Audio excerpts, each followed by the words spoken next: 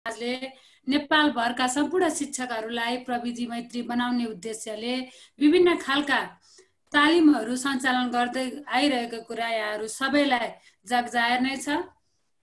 सोही कार्यक्रमको क्रम अनुसार नै आज पनि हामी कार्यक्रमको लागि जुटिरहेका छौँ। हामी तयार छौँ, बालबालिका उत्सुक छन्, प्रविधियुक्त कक्षा कोठा आजको आवश्यकता भन्ने मूल नाराका साथ सञ्चालन भइरहेको यस online education and ICT management ट्रेनिङको आज 9औं दिनमा कार्यक्रम सञ्चालकको रूपमा म शकुन्तला सोती, प्रविधि मैत्री शिक्षक समाज नेपाल केन्द्रीय प्राविधिक समिति सदस्य तथा कास्की जिल्ला अध्यक्ष कार्यक्रम सञ्चालन गर्न लागिरहेकी छु।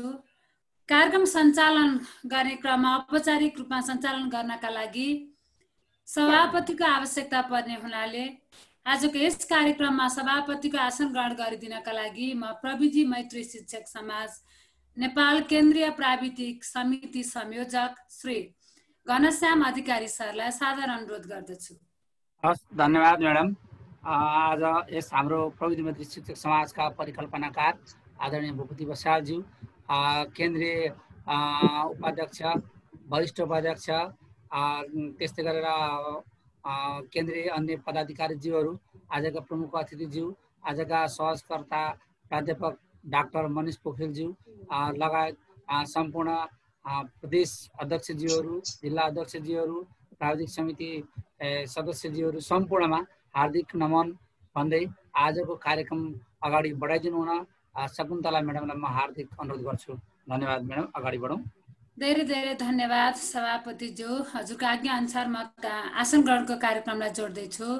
अब भने यस कार्यक्रममा प्रमुख अतिथिको आसन ग्रहण गरिदिनका लागि प्रविधि मैत्री शिक्षक समाज नेपाल केन्द्रीय समिति सहकोषाध्यक्ष श्री लक्ष्मी नारायण शाह सरलाई सादर अनुरोध गर्दछु।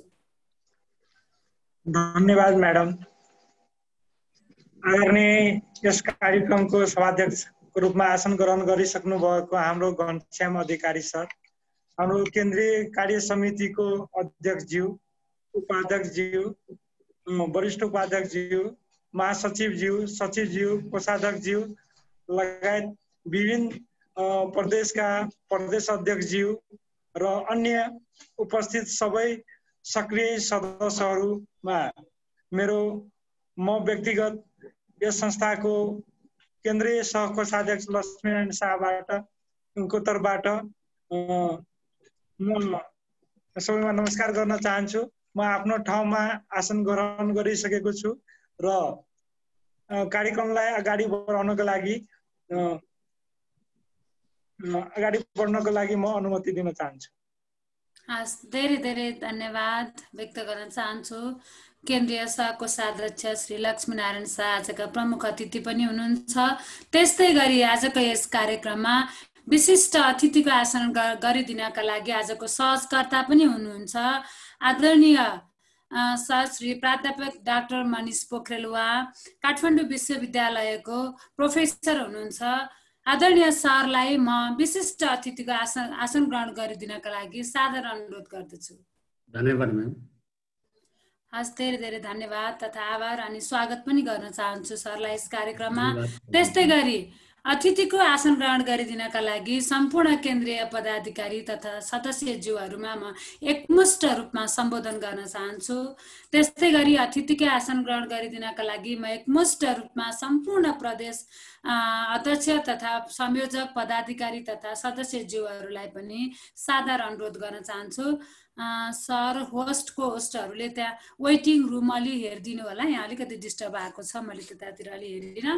त्यस्तै गरी आसन ग्रहण गरिदिनको लागि म सम्पूर्ण एकछिन सरहरूलाई सम्पूर्ण प्रदेश प्राविधिक समितिका संयोजक तथा सदस्यज्यूहरूलाई सादर अनुरोध गर्दछु भने त्यस्तै गरी अतिथिकै आसन ग्रहण गरिदिनका लागि म सम्पूर्ण जिल्ला कार्य समितिका अध्यक्ष पदाधिकारी तथा सदस्यज्यूहरूलाई सादर अनुरोध गर्दछु भने सम्पूर्ण जिल्ला कार्य समितिका अतिथि, सम्पूर्ण सक्रिय सदस्यज्यूहरू, उपस्थित सम्पूर्ण आदरणीय सर म्यामहरूलाई आफ्नो एकान्तवासमा आसन ग्रहण गरिदिनका लागि सादर अनुरोध गर्न चाहन्छु।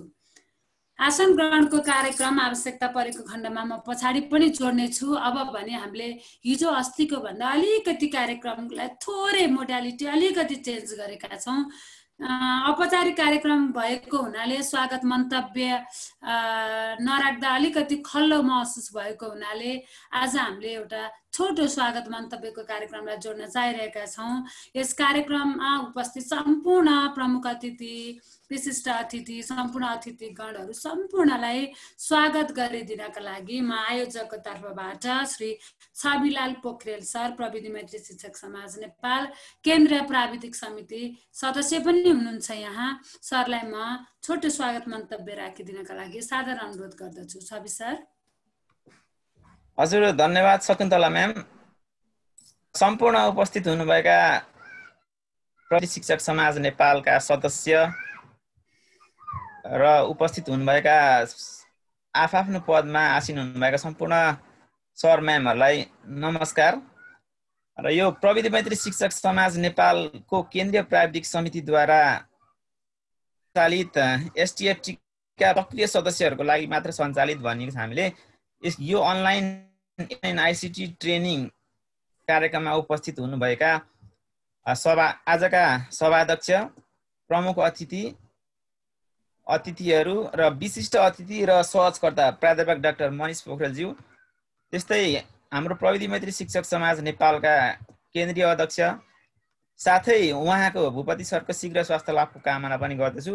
वरिष्ठ उपाध्यक्ष, महासचिव, सचिव, केन्द्रीय प्राविधिक समितिका संयोजक सर जो आजका सभाध्यक्ष पनि हुनुहुन्छ र त्यस्तै प्रदेश अध्यक्ष, उपाध्यक्ष, सचिव र सदस्यहरू, जिल्ला समितिका संयोजक र सदस्यहरू, साथै उपस्थित हुनुहुने सम्पूर्ण सक्रिय सदस्यहरूलाई म छवि पोखरेल, कार्यरत विद्यालय श्री सरस्वती मावि दमक 9 र प्रविधि मैत्री शिक्षक समाज नेपालको केन्द्रीय प्राविधिकको सदस्यको तर्फबाट नमस्कार। र आजको दिनसम्म हामीले यो 20 दिने अनलाइन ट्रेनिङमा धेरै कुराहरू सिक्ने अवसर पाएका छौँ र हजुरहरूले पनि सिक्दै जानु भएको छ होला, हामीले आश पनि गरेका छौँ र विश्वास छ यहाँहरूले आफूले सिक्नु भएको कुराहरू व्यवहारमा लानुहुनेछ र विद्यालयमा अवश्य पनि हाम्रो यो प्रविधि मैत्री शिक्षक समाजको तालिमबाट पाउनु भएको ज्ञानलाई उतार्नुहुनेछ र विद्यार्थीहरूलाई केही परिवर्तित तरिकाले पाठ्यन अथवा शिक्षा दिनुहुनेछ अबको आउने दिनमा भन्ने हामीले आश लिएका छौँ। र थोरै मैले यहाँ केही कुराहरू उठान गर्न चाहे। जस्तो यहाँ सिकेको सिप तपाईहरू सम्पूर्ण सक्रिय सदस्यहरूले सम्भव भएसम्म कहीँ कम्प्युटरका सामानहरू नहोलान्, आइसिटीका सामग्रीहरू नहोलान्, तर भएसम्म भएका ठाउँहरूसम्म यहाँहरूले अवश्य रूपमा पनि अनिवार्य रूपमा पनि आफू कार्यरत विद्यालयमा पुर्याउनु। त्यस्तै आजका सम्पूर्ण शिक्षक सर म्यामहरूलाई हाम्रो संस्थामा जोड्ने प्रयास गर्नुहुन्छ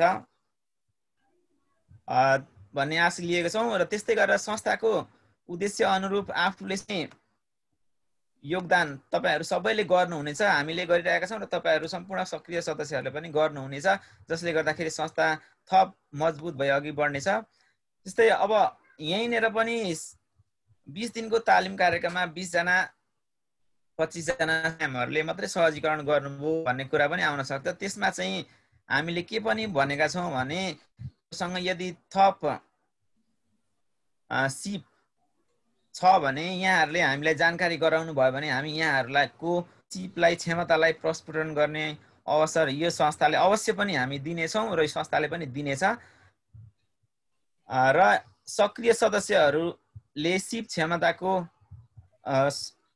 अवश्य पनि यो संस्थाले मूल्याङ्कन गर्नेछ र उहाँहरूलाई हामीले अवसर, हामी जस्तै सधैँ दिन एउटै शिक्षक साथीहरूले सर म्यामहरूले ट्रेनिङ दिँदाखेरि सधैँ यही सर आउनुहुन्छ उहाँले यही सिकाउनुहुन्छ भन्ने जस्तो नहोस्, यो फिलिङ नआओस् र सम्पूर्ण हामी अहिले जोडिएका 663 जना मध्येबाट जो कोहीलाई पनि आफूमा भएको क्षमता छ भने हामीलाई जानकारी गराउनु भयो भने उहाँहरूबाट हामी सहजीकरण गरेर आगामी दिनका तालिमहरू सञ्चालन गर्नेछौँ। र अन्त्यमा यस कार्यक्रममा हुनुहुने सम्पूर्ण प्रशिक्षक समाजका सक्रिय सदस्यहरूलाई आजको तालिम कार्यक्रममा स्वागत गर्दै मेरो स्वागत मन्तव्य यही बिट मार्ने अनुमति चाहन्छु। धन्यवाद, नमस्कार।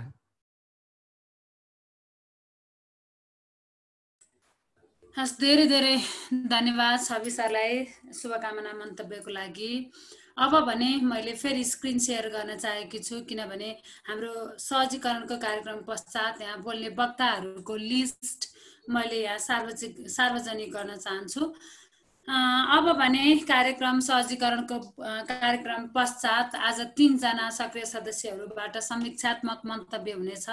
सर म्यामहरू कृपया तयार भएर बसिदिनको लागि म साधारण अनुरोध गर्दछु र होस्टमा रहनुहुने सरहरूले त्यो विचार पुर्याइदिनु हुन अनुरोध गर्दछु। सरहरूलाई को होस्ट अघि नै भइसकेको छ कि जस्तो लाग्छ। मैले भर्खर जानकारी पाए अनुसार आज चेतनाथ निरौला सर हामीसँग यहाँ कार्यक्रममा जोडिनु पाउनु भएको छैन प्राविधिक समस्याले गर्दा भनेर भर्खरै मैले सूचना पाएकी छु। त्यसैले मैले चेतनाथ निरौला सरको सट्टामा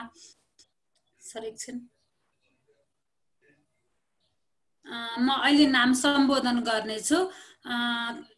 त्यहाँभन्दा अगाडि श्री छविलाल सुवेदी प्रशिक्षक केन्द्रीय प्राविधिक समिति सदस्य, श्री एसयु पौडेल प्रशिक्षक केन्द्रीय सदस्य र श्री विष्णु खतिवडा प्रशिक्षक केन्द्रीय सदस्य, यहाँ सर म्यामहरूलाई मैले अहिले समीक्षा मन्तव्य दिनको लागि तयारी अवस्थामा रहनुको लागि आग्रह गर्दै आजको सहजीकरणको दोस्रो सेसनको सहजीकरणको सेसन अगाडि बढाइदिनका लागि मैले आजका सहजकर्ता हाम्रा अत्यन्तै सम्मानित व्यक्तित्व श्री मनिष सरलाई म साधारण प्रोफेसर डाक्टर मनिष सरलाई म साधारण अनुरोध गर्दछु। धन्यवाद म्याम। सर्वप्रथम सबै सर म्याडमलाई नमस्कार र धन्यवाद। सुशीला म्याडमले केही उसबाट चाहिँ मैले यो बोल्ने मौका पनि पाएँ र सबै सर म्याडममा पुनः फेरि म धन्यवाद पनि दिन चाहन्छु र म मेरो चाहिँ स्क्रिन सेयर गर्ने अनुमति पनि पाऊँ।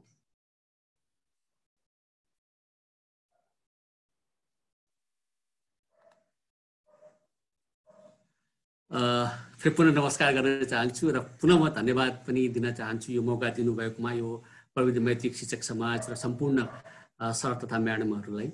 र मेरो आजको प्रस्तुति आजको प्रेजेन्टेसन अलिकति फरक नै छ। अघि नै हाम्रो छवि पोखरेल सरले पनि अरू पनि अलिकति फरक भन्नुभएको हुनाले यो पनि अलिकति फरक छ। यो चाहिँ अब हामीले कुरा गर्दाखेरि चाहिँ पेन्डेमिक भन्छौँ, कोभिड-19 भन्छौँ, ल कोरोनाको महामारी भन्छौँ, तर यसको जरोसम्म कसरी पुग्ने त, यो किन भयो त, यसले कतिपय ठाउँमा हाम्रो शिक्षा प्रणालीलाई कस्तो कस्तो असर परेको छ, यो दीर्घकालीन कस्तो असर पर्ला, त्यसको लागि हामीले कसरी तयार हुनु पर्ला भन्ने कुरोको सोच चाहिँ अलिकति कमै हामीले पाएका छौँ। हामी नेपालीहरूले यो सोचमा यो कुरोमा चाहिँ अलिकति पछाडिनु पर्यो कि भने त्यो कुरो सोचेर जब कि मलाई चाहिँ यो बोल्ने मौका दिएपछि म के बोलौँ भन्दाखेरि ल ठिक छ मलाई लागेको कुराहरू यस्ता कुराहरू म छलफल गरौँ न। यस्तो शिक्षक सर म्याडमको अगाडि गर्न पाउनु ठुलो अभाग्य हो भनेर त्यही सोचेर मैले चाहिँ यो पेन्डेमिकको बारेमा अथवा पेन्डेमिक पछिको बारेमा र चाहिँ हाम्रो एजुकेसन शिक्षालाई स्मार्ट एजुकेसन जुन भन्ने पनि गरिन्छ आजकल, त्यो के हो त, त्यसको आवश्यकता कतिको पर्दो रहेछ त भन्ने कुरोलाई नै म छलफल गर्छु भन्ने कुरा मैले यहाँ जाहेर गर्न चाहेँ र यो अनुमति म पाऊँ। र अब शिक्षक भएको नाताले अब सबै केही प्रश्नबाट म सुरु गर्छु। के प्रश्नहरू छ र त्यो प्रश्नको उत्तर अब यस्तो विद्वत समाजबाट म पक्कै पनि पाउँछु मेरो प्रेजेन्टेसनको अन्तसम्म भन्ने त्यो मलाई दृढ विश्वास पनि छ। पहिलो प्रश्न अथवा के छ भन्दाखेरि मलाई विद्यार्थीहरूले सोध्ने गर्छन् यो कहिले सकिन्छ त सर, हामी त घरमा बस्दा बस्दा वाक्क भइसक्यौँ, बाहिर जान पाएको छैनौँ, साथीभाइसँग खेल्न पाएका छैनौँ, कहिले हुन्छ त भन्ने कुरा एउटा प्रश्न चाहिँ आएको आइछ। अर्को यो कोभिड पछि कोभिड-19 सकिन्छ कि, एउटा विद्वानले के भन्नुभएको थियो भने उहाँले भनेको कुरो यो कोभिड-19 को पोस्ट चाहिँ हुँदैन कि क्या हो, यो कोभिड-19 सँग अथवा कोरोनासँग नै हामीले हातेमालो गरेर आफूलाई अलिकति सावधानी अपनाएर नै अगाडि बढ्नुपर्छ कि क्या हो भनेर पनि उहाँले भनेको हुनाले त्यो पनि मैले सेयर गर्न चाहे। यहाँ यो पोस्ट कोभिड हुन्छ कि हुँदैन भन्ने कुरो छ। अर्को चाहिँ कहिले हुन्छ त भन्ने, कहिले हुन्छ यो मैले किन गरेको भने जब वुहानबाट यो कोरोना भाइरसको संक्रमित सुरु भएपछि वुहान मात्र निर्मूल भइसकेको त फेरि त्यहाँ दोस्रो चरणको सेकेन्ड फेजको कोरोना भाइरसले फेरि त्यहाँ चाहिँ महामारी फैलाएको छ। त्यस्तै गरिकन कोरियामा पनि, दक्षिण कोरियामा पनि भइसकेको थियो त फेरि त्यहाँ पनि भएको छ। त्यसले गर्दाखेरि के हो त यो भन्ने कुरा अर्को प्रश्न आउँछ। धेरै प्रश्नहरू छन्। अब यहाँलाई थाहा छ त, मलाई यदि कसैले सोध्यो मलाई थाहा छैन, किनभने मलाई यो कोभिड-19 को पोस्ट हुन्छ कि हुँदैन त्यो पनि मलाई थाहा भएन मलाई। र यो चाहिँ कहिले होला, यो अर्को कोभिड-19 को सेकेन्ड फेज कहिले होला, कहिले सकेला भने यसो हेर्दाखेरि त यो त कति लम्बिन्छ भन्ने कुरो पनि धेरै नै अहिले चाहिँ परिचर्चाको विषय भएको छ। त्यही लास्ट हप्ता मात्रै मैले बिल गेट्सको चाहिँ इन्टरभ्यू हेरेको थिएँ। उहाँले के भन्नुहुन्थ्यो भने 2021 को मध्यसम्म चाहिँ यो हाम्रो भ्याक्सिन आउनु त टाइम लाग्छ है भनेर उहाँले चाहिँ प्रेडिक्सन गर्नुभएको छ। भनेपछि अब त्यतिसम्म हामी चुप्लाएर बस्ने त कसरी जान्ने भन्ने कुरो अर्को चाहिँ टड्कारो छ। तर मलाई के थाहा छ भन्दाखेरि सबै कुरो चाहिँ चेन्ज हुन्छ, एभ्रिथिङ विल बी चेन्ज। भने सबै कुरो हाम्रो हेल्थ सिस्टम पनि हाम्रो चेन्ज हुन्छ, हाम्रो टुरिज्म पनि हाम्रो चेन्ज हुन्छ, हाम्रो व्यवसायको ढाँचा पनि चेन्ज हुन्छ, हाम्रो आर्थिक अवस्थाको पनि चेन्ज हुन्छ र साथसाथै हाम्रो शैक्षिक प्रणाली पनि चेन्ज हुन्छ। यदि हामीले पुरानै किसिमको शैक्षिक प्रणालीलाई म त छोड्दिनँ, म त यसैमा हुर्केको बढेको भने अबको त्यो यो टाइममा जुन पेन्डेमिक टाइममा यसले हामीलाई साथ दिँदैन। त्यो अब इतिहास भइसक्यो। इतिहास जति सम्झे पनि केही नयाँपन आउँदैन, त्यसबाट पाठ त पक्कै सिक्नुपर्छ हामीले।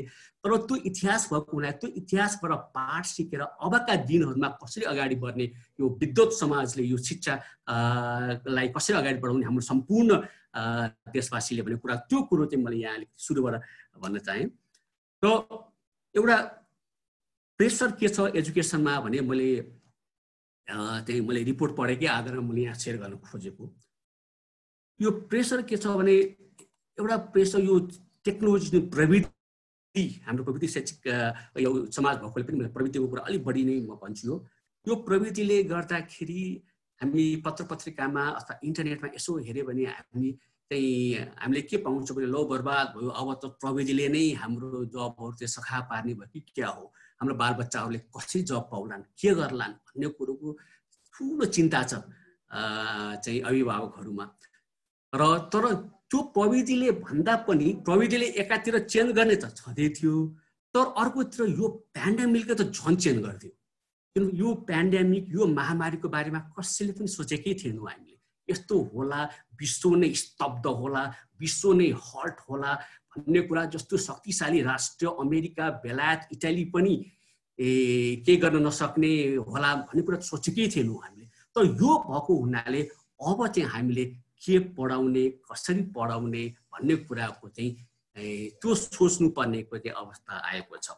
र एउटा कुरो यो मैले अब यो मेसिनले अथवा प्रविधिले अटोमेसन को चाहिँ अटोमेसन गर्छ भन्ने कुरा चाहिँ हामीले सुनेर आएका छौँ। त्यसपछि अलिकति प्रविधिमा आर्टिफिसियल इन्टेलिजेन्स आइसकेपछि त्यसलाई इन्टेलिजेन्ट अटोमेसन गर्छ भनेको त त्यो कहिलेसम्म थियो भन्दा हेरौँ कति चेन्ज भएको छ। कहिलेसम्म थियो भन्दाखेरि यो पेन्डेमिक आउनुभन्दा अगाडिसम्म थियो। तर अब चाहिँ कस्तो आवश्यकता भइदियो भने जिरो कन्ट्याक्ट, कुनै नपर्ने इन्टेलिजेन्ट अटोमेसन सिस्टम। यो कहाँबाट आयो भन्दाखेरि चाइनाको राजधानी बेजिङमा कोरोनाको बेलामा घरमा अपार्टमेन्टमा डेरामा खाद्य पदार्थ चाहिँ यो पैठारी पुर्याउने काम कसले गर्थ्यो भन्दाखेरि रोबोटले गर्यो अरे त्यहाँ। अब यस्तो अवस्थामा हामीले के गर्ने, हाम्रो छिमेकी राष्ट्र चाइनाले यति अगाडि प्रविधिमा गयो भने हामीले त्यो हेरिरहने, त्यो समाचार मात्रै पढेर भन्ने कुरोको चाहिँ ठुलो एउटा चाहिँ सोच आएको छ। र अर्को फेरि मैले यहाँहरूसँग चाहिँ के पनि भन्न खोजेँ भने हामी किन अहिलेसम्म अल्प विकसित राष्ट्रमा छौँ, हामी किन अल्पविकसित? यदि हामीले इतिहास यसो पल्टाउने हो भने हाम्रो वरिपरि नालन्दा विश्वविद्यालय भन्ने विश्वको सबभन्दा पहिलो विश्वविद्यालय हाम्रै वरिपरि थियो। अरू पनि म कुरा गर्छु पहिले। त्रिभुवन विश्वविद्यालय पनि पहिलेदेखि नै थियो।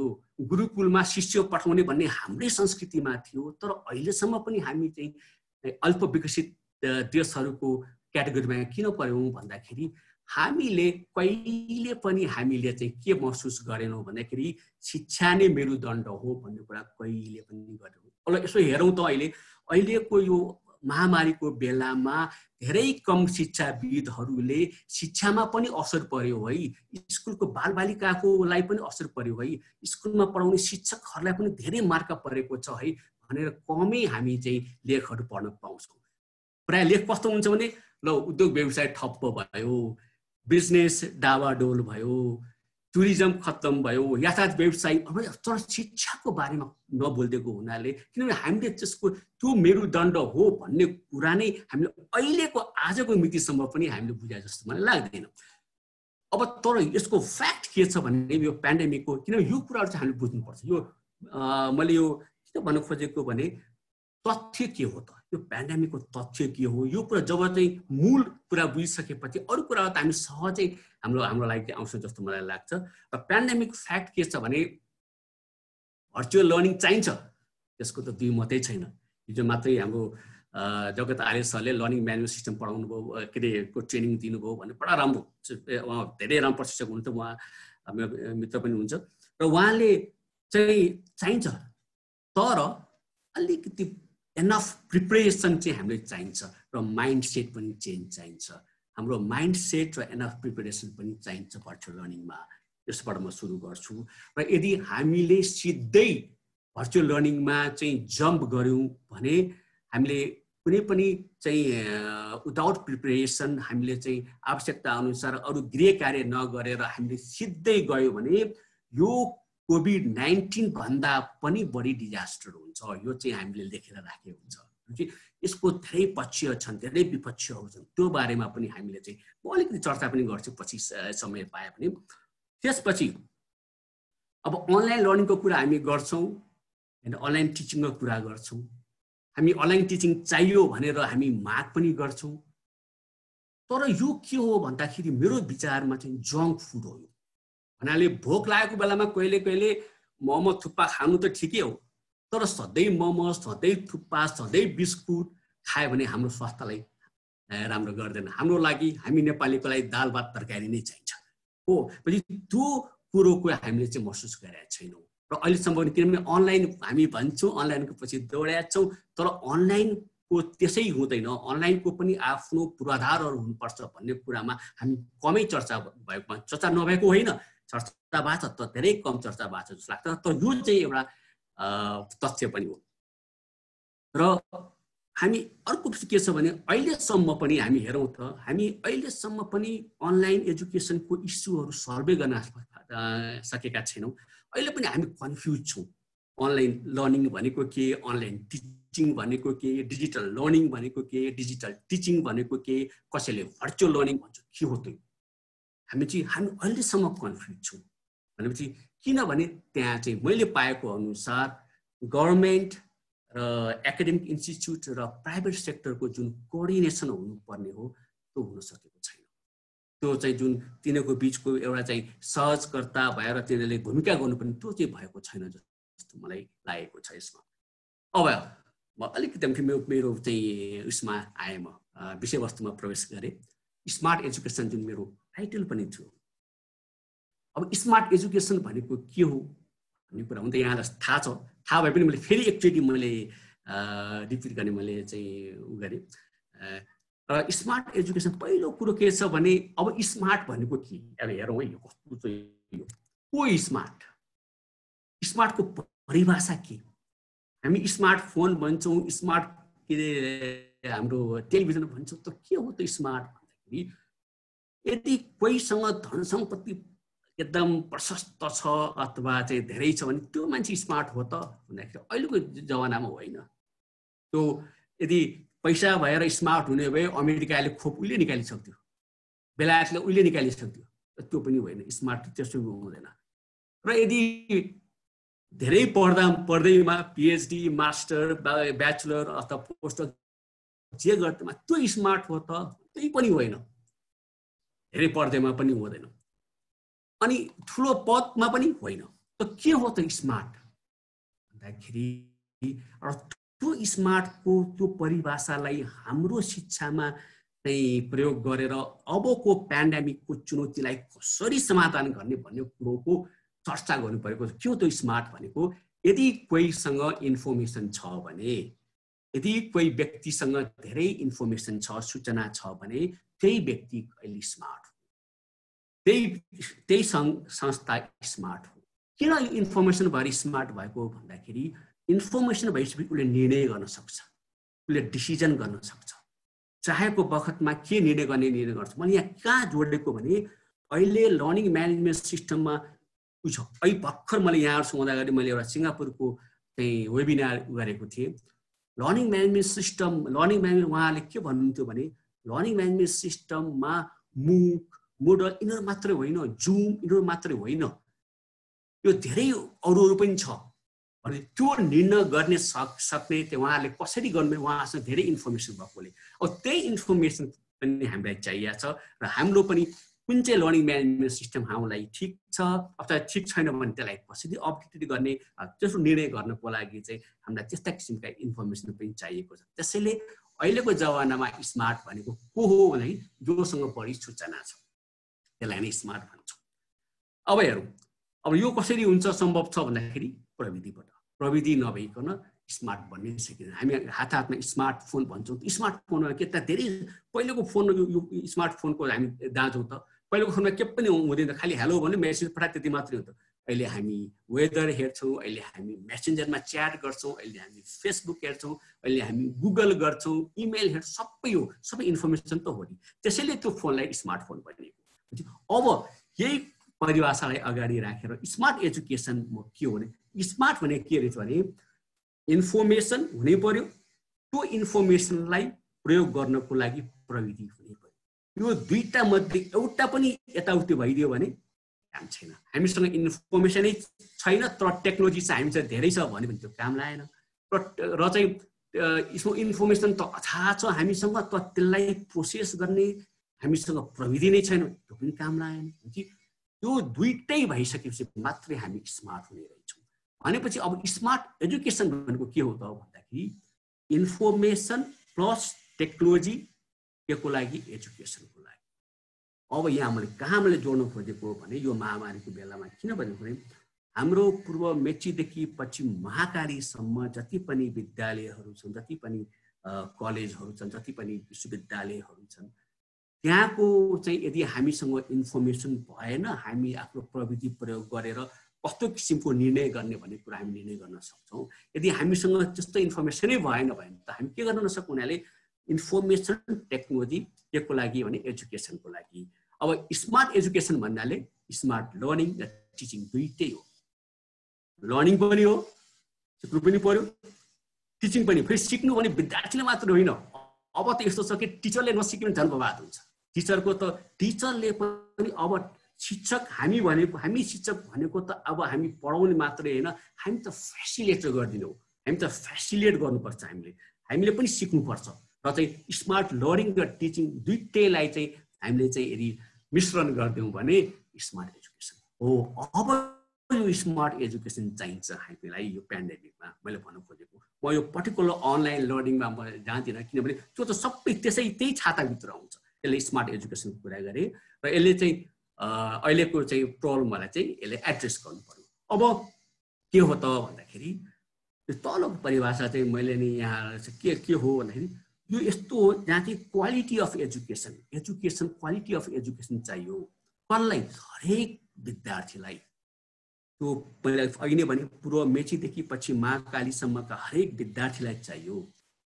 माथि चाहिँ सङ्खुवासभादेखि सोलुदेखि सिरा, नेपालगञ्ज र बारा पर्साको सबैलाई चाहियो र अफोर्डेबल, उसले अफोर्ड गर्न सक्ने किसिमले यदि हामी गर्न सक्छौँ भने त्यही नै हो हाम्रो चाहिँ क्वालिटी अफ एजुकेसन भन्ने बुझियो। र quality and education for all जुन चाहिँ अहिले चाहिएको छ, यो महामारीमा चाहिएकै त्यही हो। अहिले चाहिँ डिजिटल डिभाइडको पनि कुरा आइरहेछ, नलेज डिभाइडको कुरा आइरहेछ, त्यसलाई त्यो ग्यापलाई पनि अलिकति चाहिँ हामीले न्यारो डाउन गर्न चाहिँ हामी सक्छौँ जस्तो मलाई लाग्छ। अब फेरि एउटा चाहिँ घुमिफिराइ भनेपछि अब एजुकेसन किन भने यो त मैले प्रश्न सोध्नु नपर्ने हो, यहाँ सबै एजुकेसनमै हुनुहुन्छ।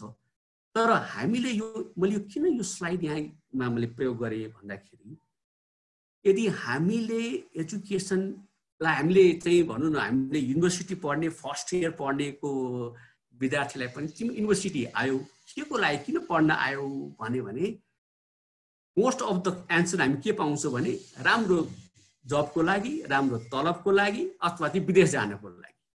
मेरो काकाको छोरा विदेश गएको, अस्ट्रेलिया गएको छ, मेरो छिमेकी अमेरिका गएको छ, पढ्छु अमेरिका जान्छु। प्यारेन्ट्स पनि त्यही भन्छ, प्यारेन्ट्सले पनि के भन्छ राम्रो पढाऊ नम्बर लगाऊ, तिम्रो मामाको छोरा चाहिँ अस्ट्रेलियामा त्यहीँ जानुपर्छ भन्छ। तर हामी कहिले पनि उसलाई चाहिँ तिमी यहीँ बस्छ न, हामीले देशलाई पनि तिम्रो चाहिँ खाँचो छ भन्ने कुरा कहिले पनि भन्छ। त्यसले गर्दाखेरि यो चाहिँ अलिकति चाहिँ हामी चाहिँ अल्मलिएको जस्तै लाग्छ मलाई। र मेरो विचारमा अब हामीले के छ भन्दाखेरि एजुकेसन भनेको हाम्रो यो जेनेरेसन अथवा अर्को जेनेरेसनलाई चाहिँ अब आउने च्यालेन्जेसहरूलाई जुन पेन्डेमिकले गर्दाखेरि चाहिँ भएको च्यालेन्जेस चुनौतीहरूलाई उनीहरूले नै समाधान गर्छन्, उनीहरूको चाहिँ त्यो प्रश्नको उत्तर उनीहरूले नै खोज्छन्। अब हामीले हाम्रो विद्यार्थीहरूको खुट्टा दह्रो बनाइदिनु पर्यो। किन भन्दाखेरि अब हेरौँ 5 वर्ष अगाडि भूकम्प गएको थियो, त्यतिखेर हामीलाई धेरै अरू मित्र राष्ट्र अरू छिमेकी राष्ट्रहरूले पनि हामीलाई सहयोग गरेका थिए। तर अब चाहिँ कसरी सहयोग गरेका थिए? उनीहरू आफै अल्मलिया छन्, आफै उनीहरू चाहिँ त्रसित छन् यो कोरोनादेखि। अबको पेन्डेमिकमा चाहिँ हामीलाई कसैले सहयोग गर्ने भएको छैन। अब सहयोग गर्नु कसले गर्छ भन्दाखेरि हाम्रै बालबालिकाहरूले, उनीहरूलाई चाहिँ राम्रो शिक्षा दिउँ भन्ने मैले यहाँ गर्न खोजेँ। त्यसले गर्दाखेरि पहिले चाहिँ अब अहिलेको एजुकेसन प्रब्लमलाई आइडेन्टिफाई गरेर अब भोलिको लागि कस्तो शिक्षा चाहिन्छ, भोलिको लागि भोलि भने कहिले यो पेन्डेमिकको बेलामा अथवा महामारीको बेलामा कस्तो शिक्षा चाहिन्छ। अहिले भर्खर भने मैले 1 घन्टा अगाडि मात्रै भने उनीहरूले के भनेको थियो भने अब डिजिटल युनिभर्सिटी चाहिन्छ, डिजिटल स्कुल चाहिन्छ, डिजिटल कलेजेसहरू चाहिन्छ। ओपन युनिभर्सिटी र डिजिटलमा फरक छ। ओपन युनिभर्सिटी अथवा खुला विश्वविद्यालय र फरक छ। त्यो खुला विश्वविद्यालय डिजिटल हुन सक्छ, तर डिजिटलको अर्कै कन्सेप्टबाट जानुपर्छ भन्ने कुरा चाहिँ उनीहरूले सोचिसकेका छन् भने अब हामीले पनि त्यसमा चाहिँ अवेर गर्नु हुँदैन। र यसरी आइसिटी टुल्स चाहिँ अब हाम्रो विद्यार्थीहरूलाई चाहिँ इम्पावर गर्नुपर्छ त्यस शिक्षाको माध्यमबाट भन्ने मैले एउटा कुरा भन्न खोजेँ। र फ्युचर टेक्नोलोजी जुन हामी प्रविधि चाहिँ मैत्रिक समाज भएकोले प्रविधिलाई माया गर्ने भएको हुनाले हामी कति राम्रो छ यो जमात, प्रविधिलाई पनि माया गर्छौँ, शिक्षालाई पनि माया गर्छौँ। त्यो दुइटैले यदि राम्रोसँग मिश्रण गऱ्यो भने हरेक समस्याको समाधान हुन्छ जस्तो मलाई लाग्छ। तर हामीले चाहिँ प्रविधिलाई को पनि सही पहिचान र हाम्रो चुनौती पनि सही पहिचान गर्नुपर्छ। हाम्रो चुनौती भनेको हाम्रो चुनौतीको अरूको चुनौती होइन। हाम्रो गाउँमा भएको हाम्रो चाहिँ लोकल चुनौतीहरूलाई हामी समाधान हामीले नै गर्नुपर्छ मलाई लाग्छ। यसै उसबाट गरेँ। अब समस्या के छ भन्दाखेरि अहिले मैले भने हामीसँग हामीले चाहिँ उति इम्पोर्टेन्ट दिएनौँ पढाइमा। र यो अलिकति मैले फेरि भन्न पनि चाहेँ र अस्ति पनि एउटा मैले प्रेजेन्टेसनमा पनि भनेको थिएँ, डिजिटल डिभाइड भनेको ठुलो कुरो होइन। किनभने अहिले मोबाइलको पेनिट्रेसन नै हाम्रो जस्तो देशमा 100 भन्दा बढी छ भनेपछि त्यो धेरै डरलाग्दो कुरो होइन, राम्रो हो त्यो। तर समस्या कहाँ छ भने नलेज डिभाइड। सहर र गाउँको हामी त्यही शिक्षा सहरमा चाहिँ पढ्ने विद्यार्थीहरूलाई र गाउँमा पढ्ने विद्यार्थीहरूलाई यदि हामीले एउटै किसिमको इक्वली एजुकेसन दिन सकेनौँ भने त्यसले बनाउने खाडल चाहिँ हामीलाई पूर्ण 3-4 जेनेरेसन लाग्छ। त्यसैले मैले यो अहिलेमा मूल ज्वरो भनेको त्यही हो र मैले त्यो अनुभव गरेको छु। किनभने सहरमा त्यही अङ्ग्रेजी पढाउने एउटा तरिकाले पढाइरहेको हुन्छ भने गाउँमा जाँदाखेरि अर्कै तरिकाले पढाइरहेको हुन्छ। त्यसले गर्दा त्यो नलेज डिभाइडलाई अब हामीले चाहिँ कम गर्नुपर्छ जस्तो मलाई लाग्छ। त्यसपछि सस्टेनेबल डेभलपमेन्ट गोल 4 को जुन संयुक्त राष्ट्र सङ्घले चाहिँ 17वटा गोलमा चाहिँ चौथो गोलमा चाहिँ equity and quality education for all यो पनि चर्चा हुनुपर्छ। यो पनि अब हामीले यो त संयुक्त राष्ट्र सङ्घले बनाएको भने त्यो हाम्रै लागि बनाएको भन्ने कुरो हाम्रै परिप्रेक्ष्यलाई चाहिँ मध्यनजर गरेर बनाएको भन्ने कुरा चाहिँ हामी बुझ्नुपर्छ मलाई लाग्छ। त्यसपछि अब यो मैले क्वालिफाइड टिचर भनेको मैले किन भन्न खोजेको भने म पनि यता यो गाउँघरतिरमा जाँदाखेरि एउटा हाम्रो के सोचाइ छ भने कक्षा 1 मा जसोसुकैले पनि पढाउन हुन्छ है भन्ने एउटा चाहिँ त्यो सोच परिवर्तन गर्नुपर्छ भन्ने। कक्षा 1 मा जाने अबोध बालबालिकालाई को मस्तिष्कलाई चाहिँ राम्रो टिचर चाहिन्छ, त्यहाँ अनुभवी टिचर। उनीहरूलाई पढ्न पनि खेलेर सिकुन् अथवा पढ्न पनि प्रति उनीहरूको बढीभन्दा बढी आकर्षित हुन्। र यदि हामी के गर्छौँ त्यहाँ मात्र होइन, म काठमाडौँ विश्वविद्यालयमा पढाएको 26-27 वर्ष भइसक्यो, हाम्रो पनि त्यही छ। फर्स्ट सेमिस्टरलाई चाहिँ भर्खर आएको टिचरहरूलाई पढाइदेऊ भन्छ, तर त्यो गलत हामी गरिरहेको छौँ। फर्स्ट सेमिस्टरमा विश्वविद्यालयमा आउने फर्स्ट सेमिस्टरमा त्यो स्कुलबाट आएका हुन्छन्, विश्वविद्यालयको वातावरण बुझ्या हुँदैनन्, स्कुलको टाइट लुपबाट आएको हुन्छ, उनीहरू ओपन लुपमा आउँदाखेरि के न भए जस्तो हुन्छ। र त्यतिखेर चाहिँ हाम्रो धेरै विद्यार्थीहरू अलि आउट अफ ट्र्याक जाने कारण थियो। त्यसले गर्दाखेरि यो बुझ्ने हामीलाई टिचर चाहिएको छ भन्ने कुरा मैले यहाँ भन्न चाहेँ। र global education for the global challenge पनि अलिकति म पछि पनि भन्छु। अब हेरौँ के छ भने किन मैले जोड दिइरहेको छु भने अबको एजुकेसन यो बिफोर कोरोना भाइरसलाई मैले बिसी भन्ने गर्छु, पहिले पनि मेरो प्रेजेन्टेसनहरूमा युट्युबमा त्यही नै पढ्छु। र आफ्टर कोरोना भाइरस एसी पढाइ जुन पहिलेको पढाइ जुन हामीले पढ्यौँ र अबको पढाइमा धेरै परिवर्तन छ। अब चाहिँ हामीले चाहिँ घोकाएर चाहिँ नम्बर ल्याएर चाहिँ पढ है भन्यो भने हामीले हाम्रो बालबालिकालाई ठुलो अन्याय गरेका हुन्छौँ। र ती बालबालिकाहरूले 10-12 वर्षपछि अथवा 15 वर्षपछि हाम्रो आँखामा हेरेर तिमीले हामीलाई कस्तो पढायो त भनेर भन्यो भने हामीसँग आँखा निहुराउनु बाहेक कुनै पनि विकल्प हुँदैन।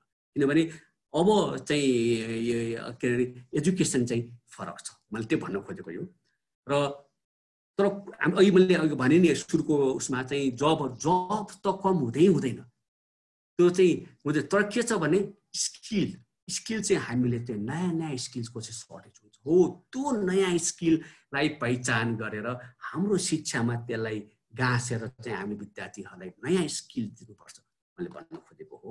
र जुन अहिले चौथो औद्योगिक क्रान्तिको लागि नयाँ स्किल चाहिएको छ त्यो पनि हामीले चाहिँ हाम्रो शिक्षामा दिनुपर्छ। त्यसैले मैले भन्न खोजेको अबको शिक्षा जुन हामीले पढौँ हामीले त्यतिखेर के पनि गर्न थियो। कि म स्कुलमा पढ्दाखेरि मलाई चाहिँ के भने मलाई यहाँलाई म भन्न चाहन्छु, म स्कुलमा पढ्दाखेरि के अरे राम्रै विद्यार्थीमा गनिन्थेँ, राम्रै मेरो चाहिँ अङ्क के अरे मार्क्सहरू आउँथ्यो। तर किन त्यो हो कसो हो भन्ने कुरो चाहिँ मैले बुझेकै थिइनँ।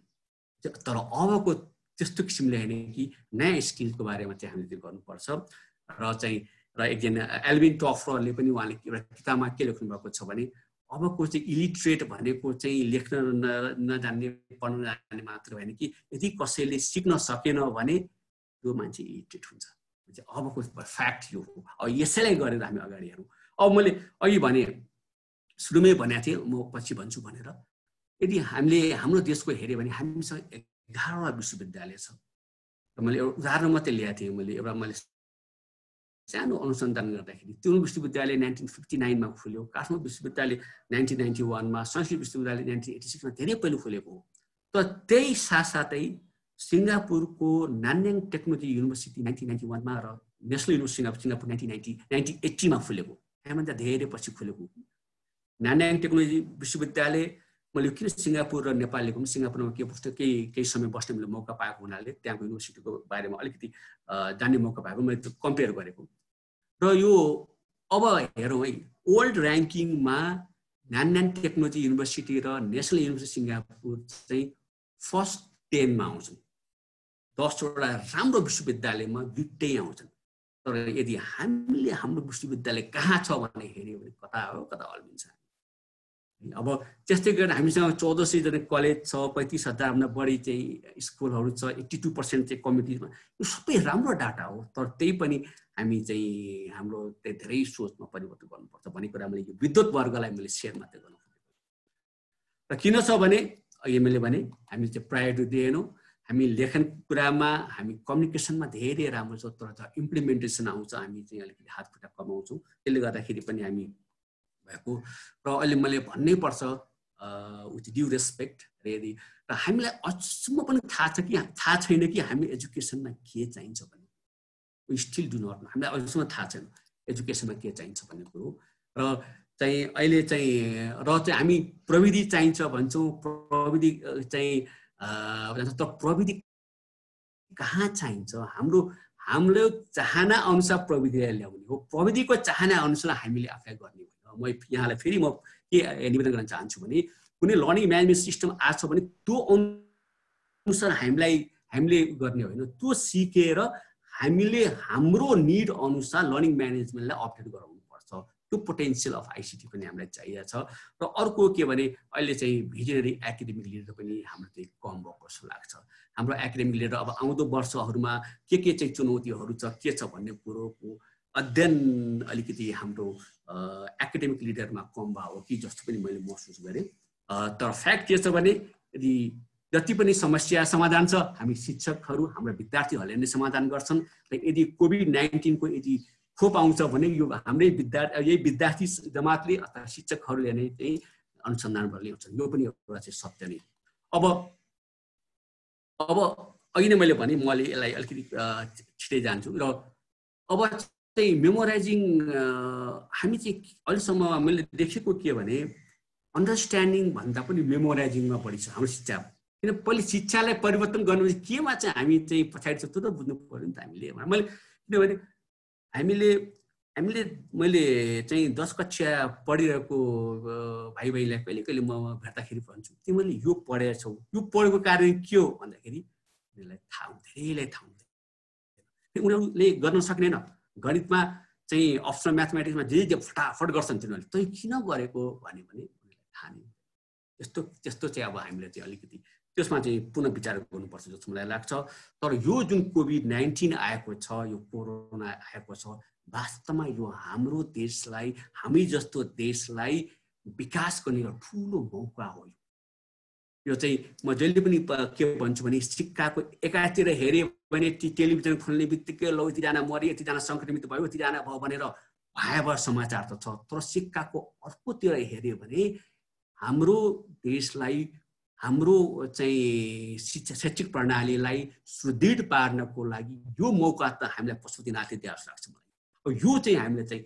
यो सिचुएसनलाई हामीले चाहिँ गर्नु हुँदैन मलाई लाग्छ त्यसले other side of the coin अब यो कोभिड-19 ले गर्दाखेरि विश्वमा के छ कस्तो भइरहेछ भन्ने कुरा चाहिँ अहिले 195 वटा देश छ विश्वमा त्यसमा 191 वटा देशमा चाहिँ 1.5 बिलियन भन्दा बढी विद्यार्थीहरू अहिले चाहिँ प्रभावित भएका छन् 63 मिलियन चाहिँ टिचरहरू प्रभावित यो युनेस्को रिपोर्ट अनुसार मैले यहाँ भन्नु खोजेको र त्यही आधारमा मैले पनि के भन्छु भने खाली एक्जिस्टिङ एजुकेसन सिस्टमलाई अनलाइनमा जाने भन्ने बित्तिकै सोलुसन होइन यो समाधान पक्कै पनि होइन भन्ने कुरा पनि मैले यहाँ भन्न खोजेँ तर समाधान के हुन सक्छ भने हामीले हाम्रो विद्यार्थीहरूलाई कसरी सिक्ने यो चेन्जिङ इन्भाइरोमेन्टमा आफूलाई कसरी एडप्ट गर्ने र यो आवश्यकता अनुसार आफूलाई कसरी चाहिँ परिवर्तन गर्ने भन्ने कुरो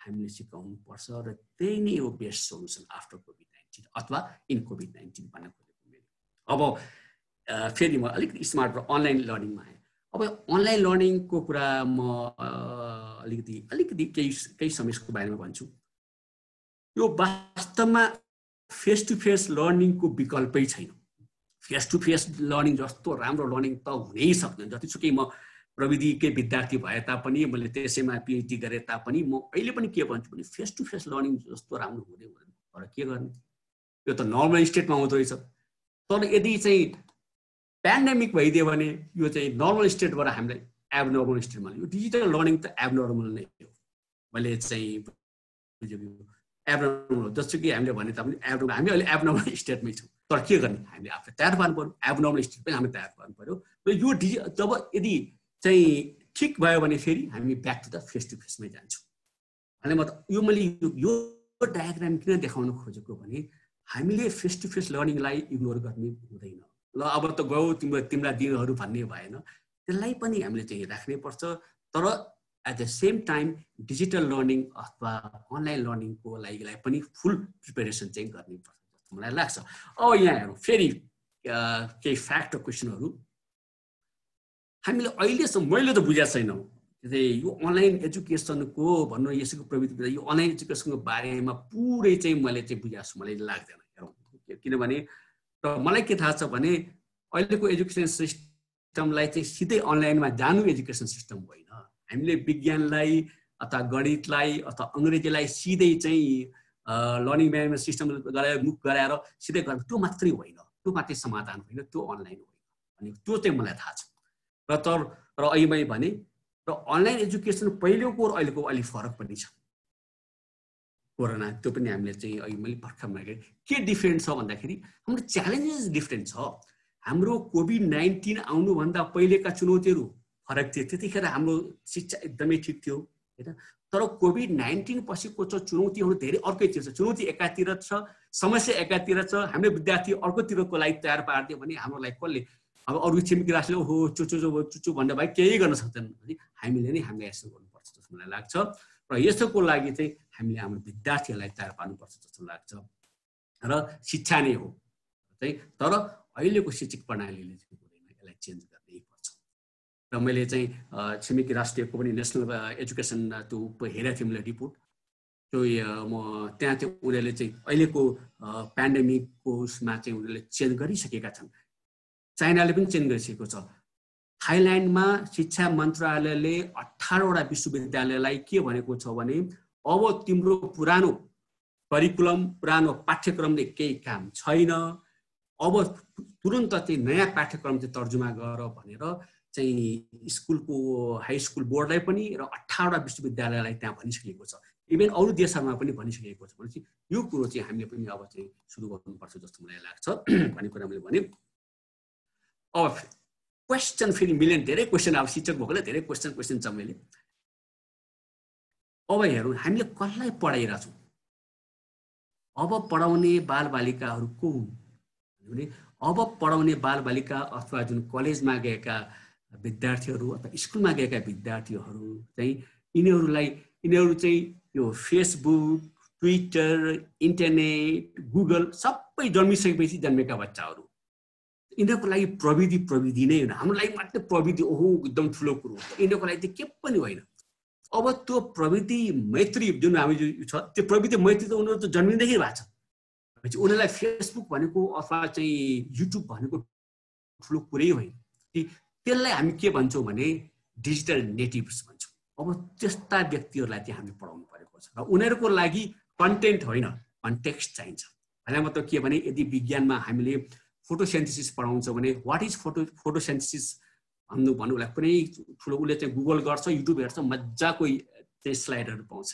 हामीले गणितमा चाहिँ सेट थ्योरी पढाउँछौँ intersection of the between two sets भन्दाखेरि त्यो कुनै चाहिँ राम्रो छ एनिमेसन पाउँछ तर उनीहरूलाई हामीले के सिकाउनु पर्यो भने इन्टरसेक्सन बिट्विन टु सेट्स कुन बेला चाहिन्छ union of the two sets कुन बेला चाहिन्छ फोटोसिन्थेसिसमा किन in the presence of light भनेको हो एटमिक स्ट्रक्चरमा किन चाहिँ न्युक्लियसभित्र प्रोटोन र न्युट्रोन हुन्छ इलेक्ट्रोन चाहिँ घुमिरहन्छ त्यो उनीहरूलाई भनिदिनु पर्यो अब त्यो चाहिँ वाइ भनेर सोच्छ उनीहरूले त्यो त्यस्तो कुरोहरू चाहिँ हामीले चाहिँ उनीहरूलाई चाहिँ भन्नुपर्छ जस्तो मलाई लाग्छ यिनीहरू चाहिँ डिजिटल नेटिभ अब यही क्रममा म यो स्लाइड अलिकति मेरो चाहिँ स्ट्रेट फरवर्ड स्लाइड छ म फेरि के भन्छु भने अनलाइन लर्निङ यो सोल्युसन होइन हामीले जुन अनलाइन लर्निङको कुराहरू गर्छौँ हामीलाई चाहिँ धेरै यो मिडियामा पनि आएछ त्यो होइन हामीले होल इकोसिस्टम बनाउनुपर्छ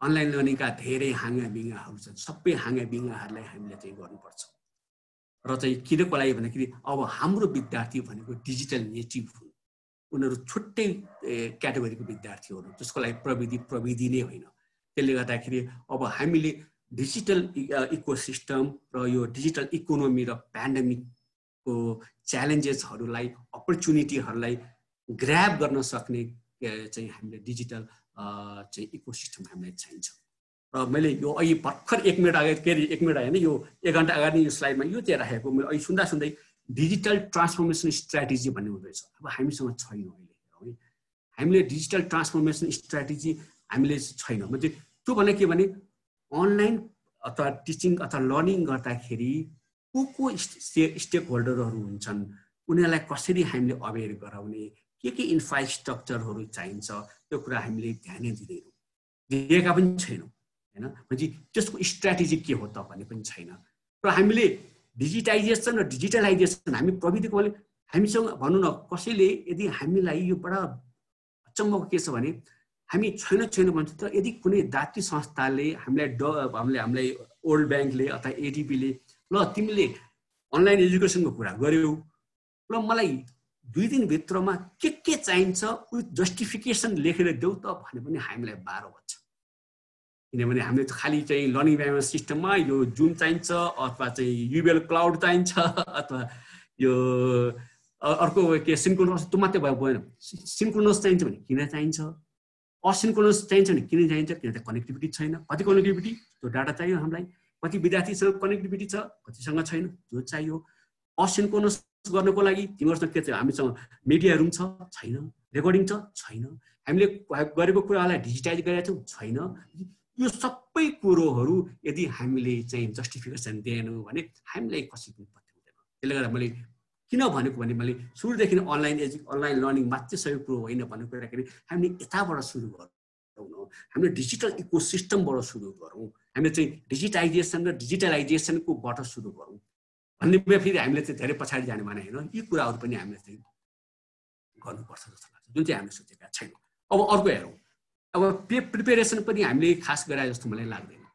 अब चाहिँ अहिलेको मेन यो डिजिटलमा चाहिँ विद्यार्थी, शिक्षक र अभिभावक अथवा चाहिँ प्यारेन्ट्स, हामीले विद्यार्थीहरूलाई सोधेका छौँ र धेरै सोधे होलाौँ, तर चाहिँ जुन अहिले चाहिँ 5-6 महिना भइसक्यो घरमा उनीहरू लकडाउन भएर बसेका छन्, उनीहरूले साथीभाइसँग खेल्न पाएका छैनन्, विद्यालयमा गएर कुद्न पाएका छैनन्, तिनीहरूलाई तिमीहरू के छ कसो छ, तिमीहरूले चाहिँ अब यो धेरै दिन हुँदैन, त्यहाँ हामी तिमीहरूको साथमा छौँ भनेर हामी शिक्षकहरूले के त्यो हाम्रो दायित्व होइन र त्यो हामीले गरेका छौँ। अथवा हामीले यदि हामी प्रधानाध्यापक अथवा चाहिँ सञ्चालक समितिको अध्यक्ष हामी शिक्षकहरूलाई तपाईँको के भइरहेछ भने शिक्षकहरूलाई हामीले के सोधेका छौँ, हामीले के प्यारेन्ट्सहरूलाई सोधेका छौँ। हामी त्यो अनलाइन भन्छौँ, मलाई यही म काठमाडौँमै मैले यहीँ देखेको छु। मैले एकजना चाहिँ मैले बच्चालाई चाहिँ अस्ति सोधेँ किन अनलाइनमा नगएको भन्दाखेरि अफोर्डै गर्न सकेन, कम्युनिटी स्कुलमा अनलाइनको अफोर्ड गर्न सकेन। मैले त्यो कसले हेरिदिने। यदि प्यारेन्ट्सले अभिभावकले 2टा बच्चा यदि एभरेज सबैको हुन्छ, 2टा बच्चाको लागि 2टा ल्यापटप दिनको लागि 2टा कोठा प्रोभाइड गर्नको लागि कति गाह्रो पर्छ भन्ने कुरा कसले बुझिदिने। यो सबै कुरोहरू नबुझेर हामीले सिधै अनलाइनमै भन्यो भने मैले त्यसैले भनेको यो कोरोना भन्दा पनि महामारी हुन्छ। र त्यही कुरो मैले किन भन्न खोजेको भने बिल गेट्सले के, म बिल गेट्सको कुरा भन्दैछु, तपाईँले युट्युबमा सर्च गरेर पनि तपाईँ हेर्नु। बिल गेट्सले के भन्नुहुन्छ भने धेरै मान्छेहरू चाहिँ यो धेरै मान्छे हताहत हुन्छ, तर कोरोना भाइरसले गर्दा होइन, यो यस्तो किसिमको चाहिँ फ्रस्ट्रेसनले गर्दाखेरि तिनीहरूको चाहिँ हामीले टेक केयर गर्नुपर्छ भन्ने कुरा चाहिँ हामीले चाहिँ उहाँले भन्नुभएको हुनाले त्यो कुरा मैले सेयर गर्न खोजेको हो। त्यही मैले भने।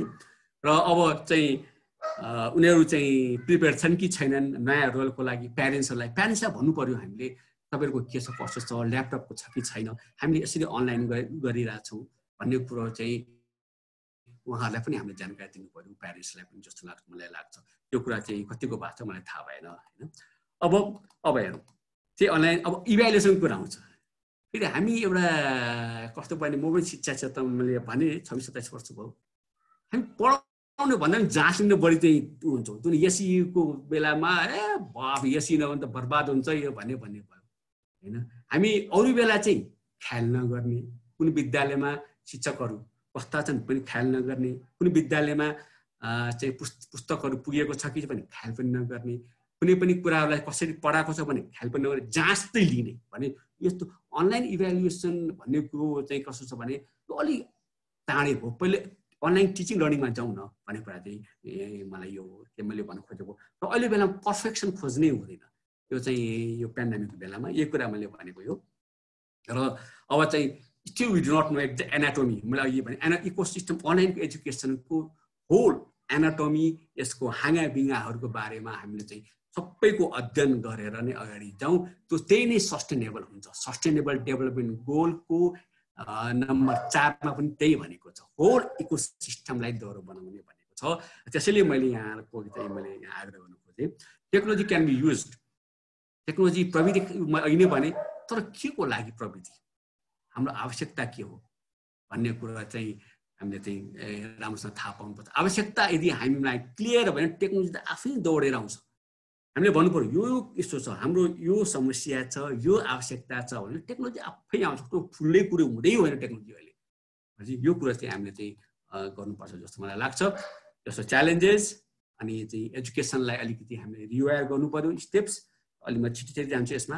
अघि र के पढाउने, चाहिँ कसरी पढाउने र कसलाई पढाउने भन्ने कुरोको पनि हामीले चाहिँ यो स्टेप्सबाट चाहिँ हामीले फलो गर्नुपर्छ जस्तो मलाई लाग्छ। अनि मात्रै चाहिँ इभ्यालुएसन भन्छौँ हामी। अहिले चाहिँ इभ्यालुएसनले गरेर मेन कुरालाई चाहिँ नगरेर चाहिँ इभ्यालुएसनमा चाहिँ त्यति जानु पर्ला जस्तो मलाई लाग्दैन। मैले यो कुरा चाहिँ अनुरोध गरेँ। अब त्यही भने अघि मैले भने स्टुडेन्टहरूको बारेमा हामी सोधेको छैनौँ। प्यारेन्ट्सहरूलाई हामीले चाहिँ प्यारेन्ट्सकोलाई चाहिँ अनलाइन सपोर्टिङको लागि उहाँहरू तयार हुन्छ कि हुनुहुन्न भन्ने कुरा अभिभावकलाई हामी सोधेको छैनौँ भन्ने कुराहरू पनि हामीले विचार गर्नुपर्छ। किन बाहिर त्यसै गर्छौँ। मैले यो कुनै ऊ भनेको होइन।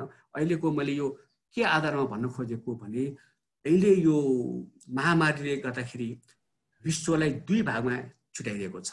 एउटा भूमध्यरेखाले नर्थर्न हेमिस्फियर र साउथर्न हेमिस्फियरमा छुट्याएको छ। अहिले चाहिँ ठ्याक्क तलदेखि माथि छुट्याइदिएको छ। भर्टिकल एजुकेसन भएको छ भन्दो त्यसलाई। पूर्वपट्टि अथवा पूर्वी देशहरूलाई खासै समस्या भएको छैन, जति अमेरिका, बेलायत, इटाली, फ्रान्स, जर्मनीमा भएको छ। पूर्वी जस्तो Japan, Korea, Taiwan, Singapore, Malaysia, न्युजिल्यान्डमा खासै समस्या भएको छैन। उनीहरूको चाहिँ पढाइ सुरु भइसकेको छ। अस्ति भर्खर मैले 1 महिना अगाडि थाइल्यान्डको एउटा चाहिँ एमबिएको स्टुडेन्टलाई चाहिँ टक दिँदाखेरि उनीहरू क्लासमा बसिरहेको थियो। उनीहरू अलिकति हुन्छ सोसियल डिस्टेन्समा थियो। भनेपछि अब यो कुरो चाहिँ उनीहरूकै यो किन यिनीहरूलाई चाहिँ कोरोनाले चाहिँ धेरै असर पारेन त भन्दाखेरि उनीहरूले यी सबै कुराहरू चाहिँ अपनाएका रहेछन्। त्यो कुरा मैले यहाँ चाहिँ सेयर गर्न खोजेँ। अब एजुकेसन आफ्टर पेन्डेमिक अहिले मैले भने इन्टायरली डिफ्रेन्ट र इस्यु एन्ड च्यालेन्जेस धेरै फरक हुन्छ। र यो च्यालेन्ज चाहिँ कसले एड्रेस गर्ने भन्दाखेरि हामीले विद्यार्थीहरू र त्यो विद्यार्थीहरूलाई हामीले इम्पावर बनाइदिनु पर्यो, हामीले दौरो बनाइदिनु पर्यो। हाम्रो प्रविधि प्रयोग गरेर शिक्षालाई चाहिँ राम्रो पार्छ भन्ने कुरा चाहिँ मैले यहाँ फेरि भन्न चाहेँ। र यसलाई चाहिँ रिवायर गर्नु पर्यो। अनि मात्रै चाहिँ हामीले भर्चुअल एजुकेसनमा सबै आउँछ। अनलाइन लर्निङदेखि लिएर blended learning, digital learning, online teaching सबै कुराहरू भर्चुअल एजुकेसन सिस्टम्स अर्थात् डिजिटल इकोसिस्टमभित्र नै पर्छ। त्यसलाई त्यो गरे सबै कुराहरू चाहिँ हामी डिजिटाइजेसनको कुराहरू अनि भर्खर गरे डिजिटलाइजेसनको कुराहरू गरे सबै कुरो चाहिँ त्यही भित्र परेको हुनाले त्यतातिर चाहिँ हामी जानुपर्छ जस्तो मलाई लाग्छ। अब च्यालेन्जेसहरू के छ त? च्यालेन्जेस मैले भने धेरै च्यालेन्ज के छ भने एउटा अवेरनेस एन्ड स्किल ह्युमन रिसोर्सेसको पनि एउटा च्यालेन्ज नै हो हाम्रो देशमा।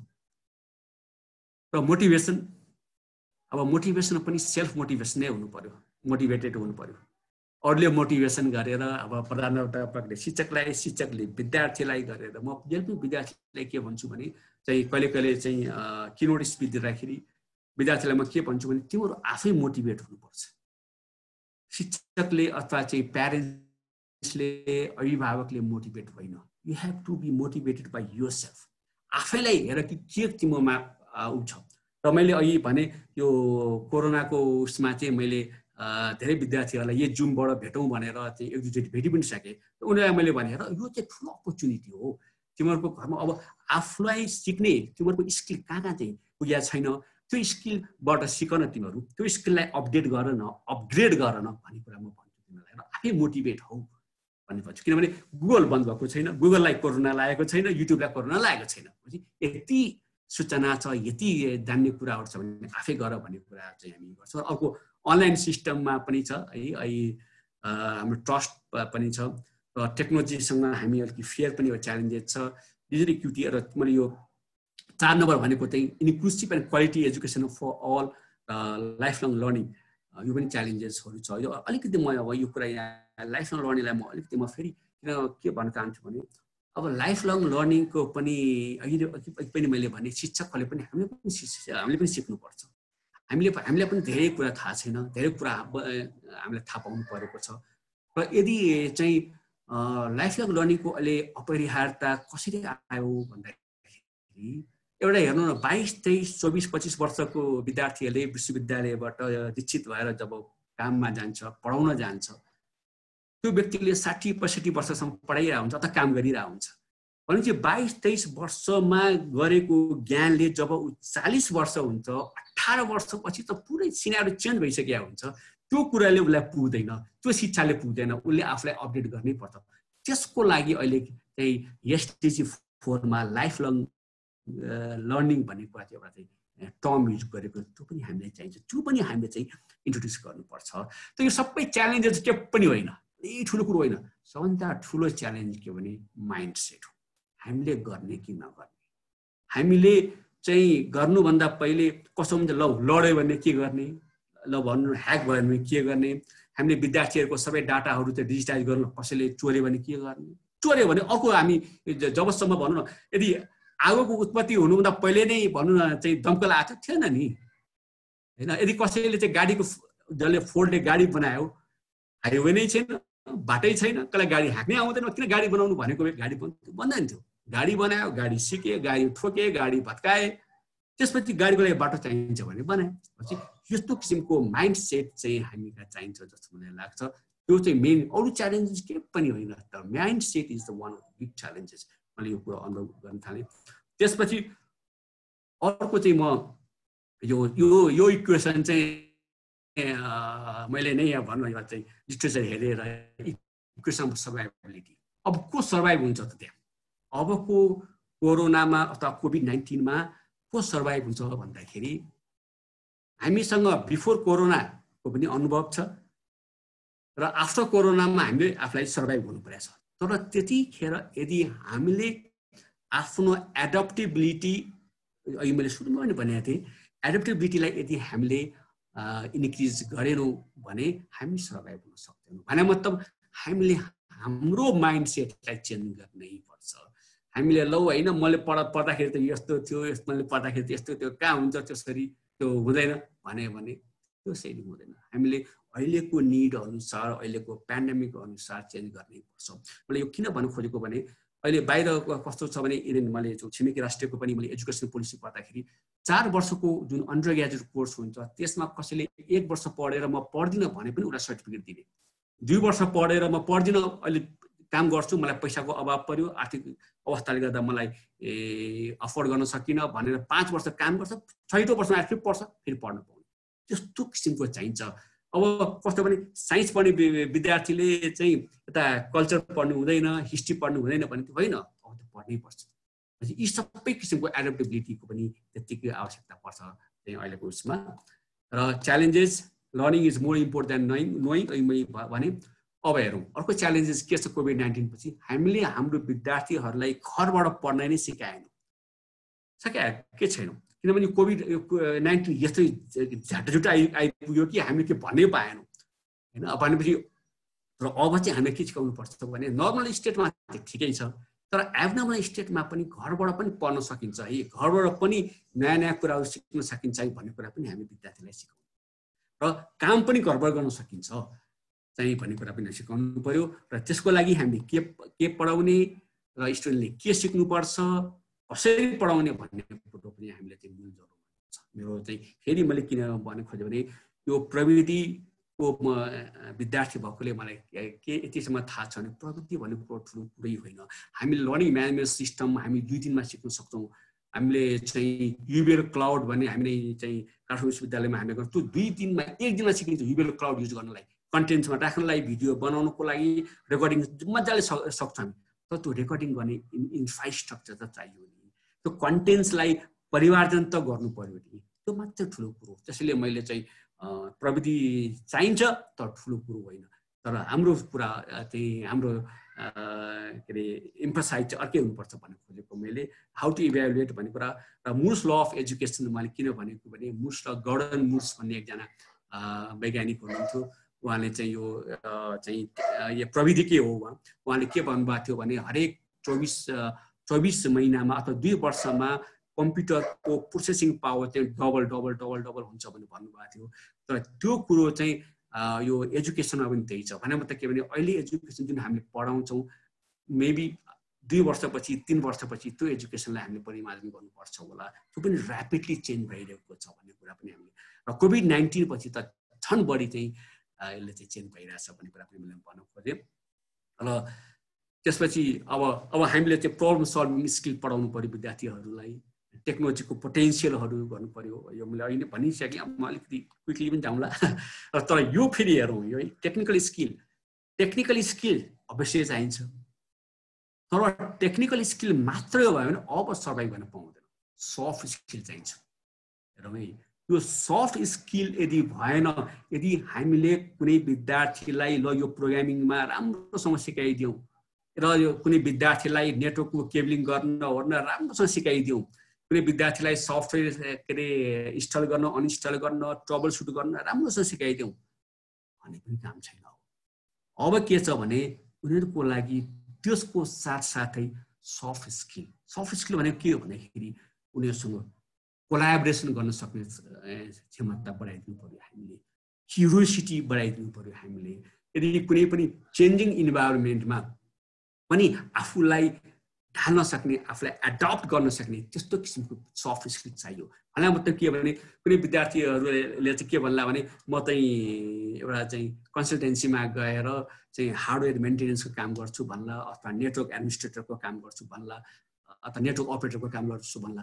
तर जब त्यो इन्डस्ट्रीमा पुगिसकेपछि नेटवर्क अपरेटरको काम उसलाई नहुनु पनि सक्छ, उसलाई सफ्ट डेभलपरको काम पनि उसले पाउन सक्छ, अथवा चाहिँ मेन्टेनेन्स गर्ने पनि काम गर्छ, अथवा क्वालिटी चेकमा काम गर्नुपर्छ। यसरी उसलाई आफ्नो रोललाई चाहिँ परिवर्तन गर्न सक्ने क्षमतावान बनाउनुपर्छ। That is the soft skill. त्यसैले चाहिँ त्यो मान्छे मात्रै चाहिँ पेन्डेमिकमा चाहिँ एडप्टेबिलिटी चाहिँ इन्क्रिज गर्छ भन्ने कुरा भने मैले।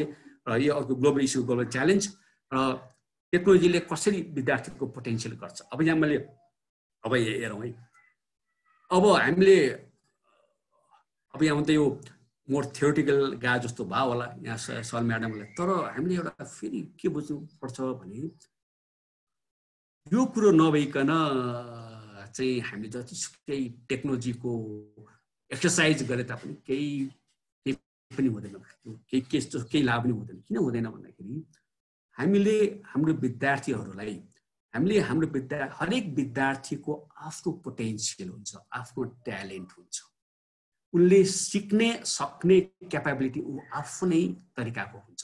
हामी त्यसलाई जेनरलाइज गर्न मिल्दैन। त्यो भने मतलब के हो भन्दाखेरि यदि हामीले अङ्ग्रेजी पढाइरहेछौँ भने अङ्ग्रेजीमा कुनै विद्यार्थीहरूलाई एक्टिभ भोइस प्यासिभ भोइस कुनै एउटा विद्यार्थीले राम्रोसँग ग्रास्प गर्ला, तर उसलाई न्यारेसन पढाउँदाखेरि ऊ टाइम लाग्ला, क्वेसन ट्यागमा उसलाई टाइम लाग्ला। तर अर्को विद्यार्थीले क्वेसन ट्याग मजाले सिक्ला हैन, उसले चाहिँ कम्प्रिहेन्सन मजाले सिक्ला, तर उसलाई चाहिँ अर्को व्याकरणमा उसलाई टाइम लाग्ला। पछि अब हामीले प्रविधि कहाँ प्रयोग गर्ने भन्दाखेरि यो प्रविधि प्रयोग गरेर हामीले विद्यार्थीहरूको पोटेन्सियल थाहा हुनुपर्छ। जबसम्म एउटा चाहिँ उनीहरूले एक्टिभ भोइस र प्यासिभ भोइस सिक्दैनन् अथवा बुझ्दैनन्, अर्को च्याप्टरमा जान नपाउने अथवा चाहिँ नगर्ने त्यस्तो किसिमको गर्नुपर्छ। त्यहाँ चाहिँ प्रविधि चाहिएको छ हामीलाई। हो त्यो प्रविधिको अब चाहिँ हामीले चाहिँ एक्सप्लोर गर्नु, त्यसको लागि गर्नु पर्यो। अब त्यसको लागि चाहिँ हामी के जान्छ, डाटा चाहिन्छ। त्यसले मलाई सुरुमा स्मार्ट भनेको कारण हो। स्मार्ट एजुकेसन यहाँ आउँछ, डाटा चाहिन्छ। त्यो विद्यार्थीको चाहिँ रहनसहन, त्यो विद्यार्थीको इन्ट्रेस्ट, त्यो विद्यार्थीको ट्यालेन्टलाई चाहिँ त्यो अनुसार चाहिँ हामीले त्यो गर्नुपर्छ। र त्यसको लागि एउटा शिक्षकले 60 जना विद्यार्थीहरूको त गर्न त गाह्रो छ। हो त्यहाँ चाहिँ अब हामीले प्रविधि चाहियो। त्यो प्रविधि चाहिँ अब हामी के भन्न सक्नु पर्यो भने हाम्रो विद्यालयमा हरेक कक्षा कोठामा 60 को दरमा विद्यार्थीहरू छन्। उनीहरूको कसैको गणितमा रुचि छ, कसैको विज्ञानमा रुचि छ, कसैको सोशल साइन्समा रुचि छ, र कसैको भाषामा रुचि छ। यो सबै रुचिलाई हामीले चाहिँ आइडेन्टिफाई गर्न सकेनौँ।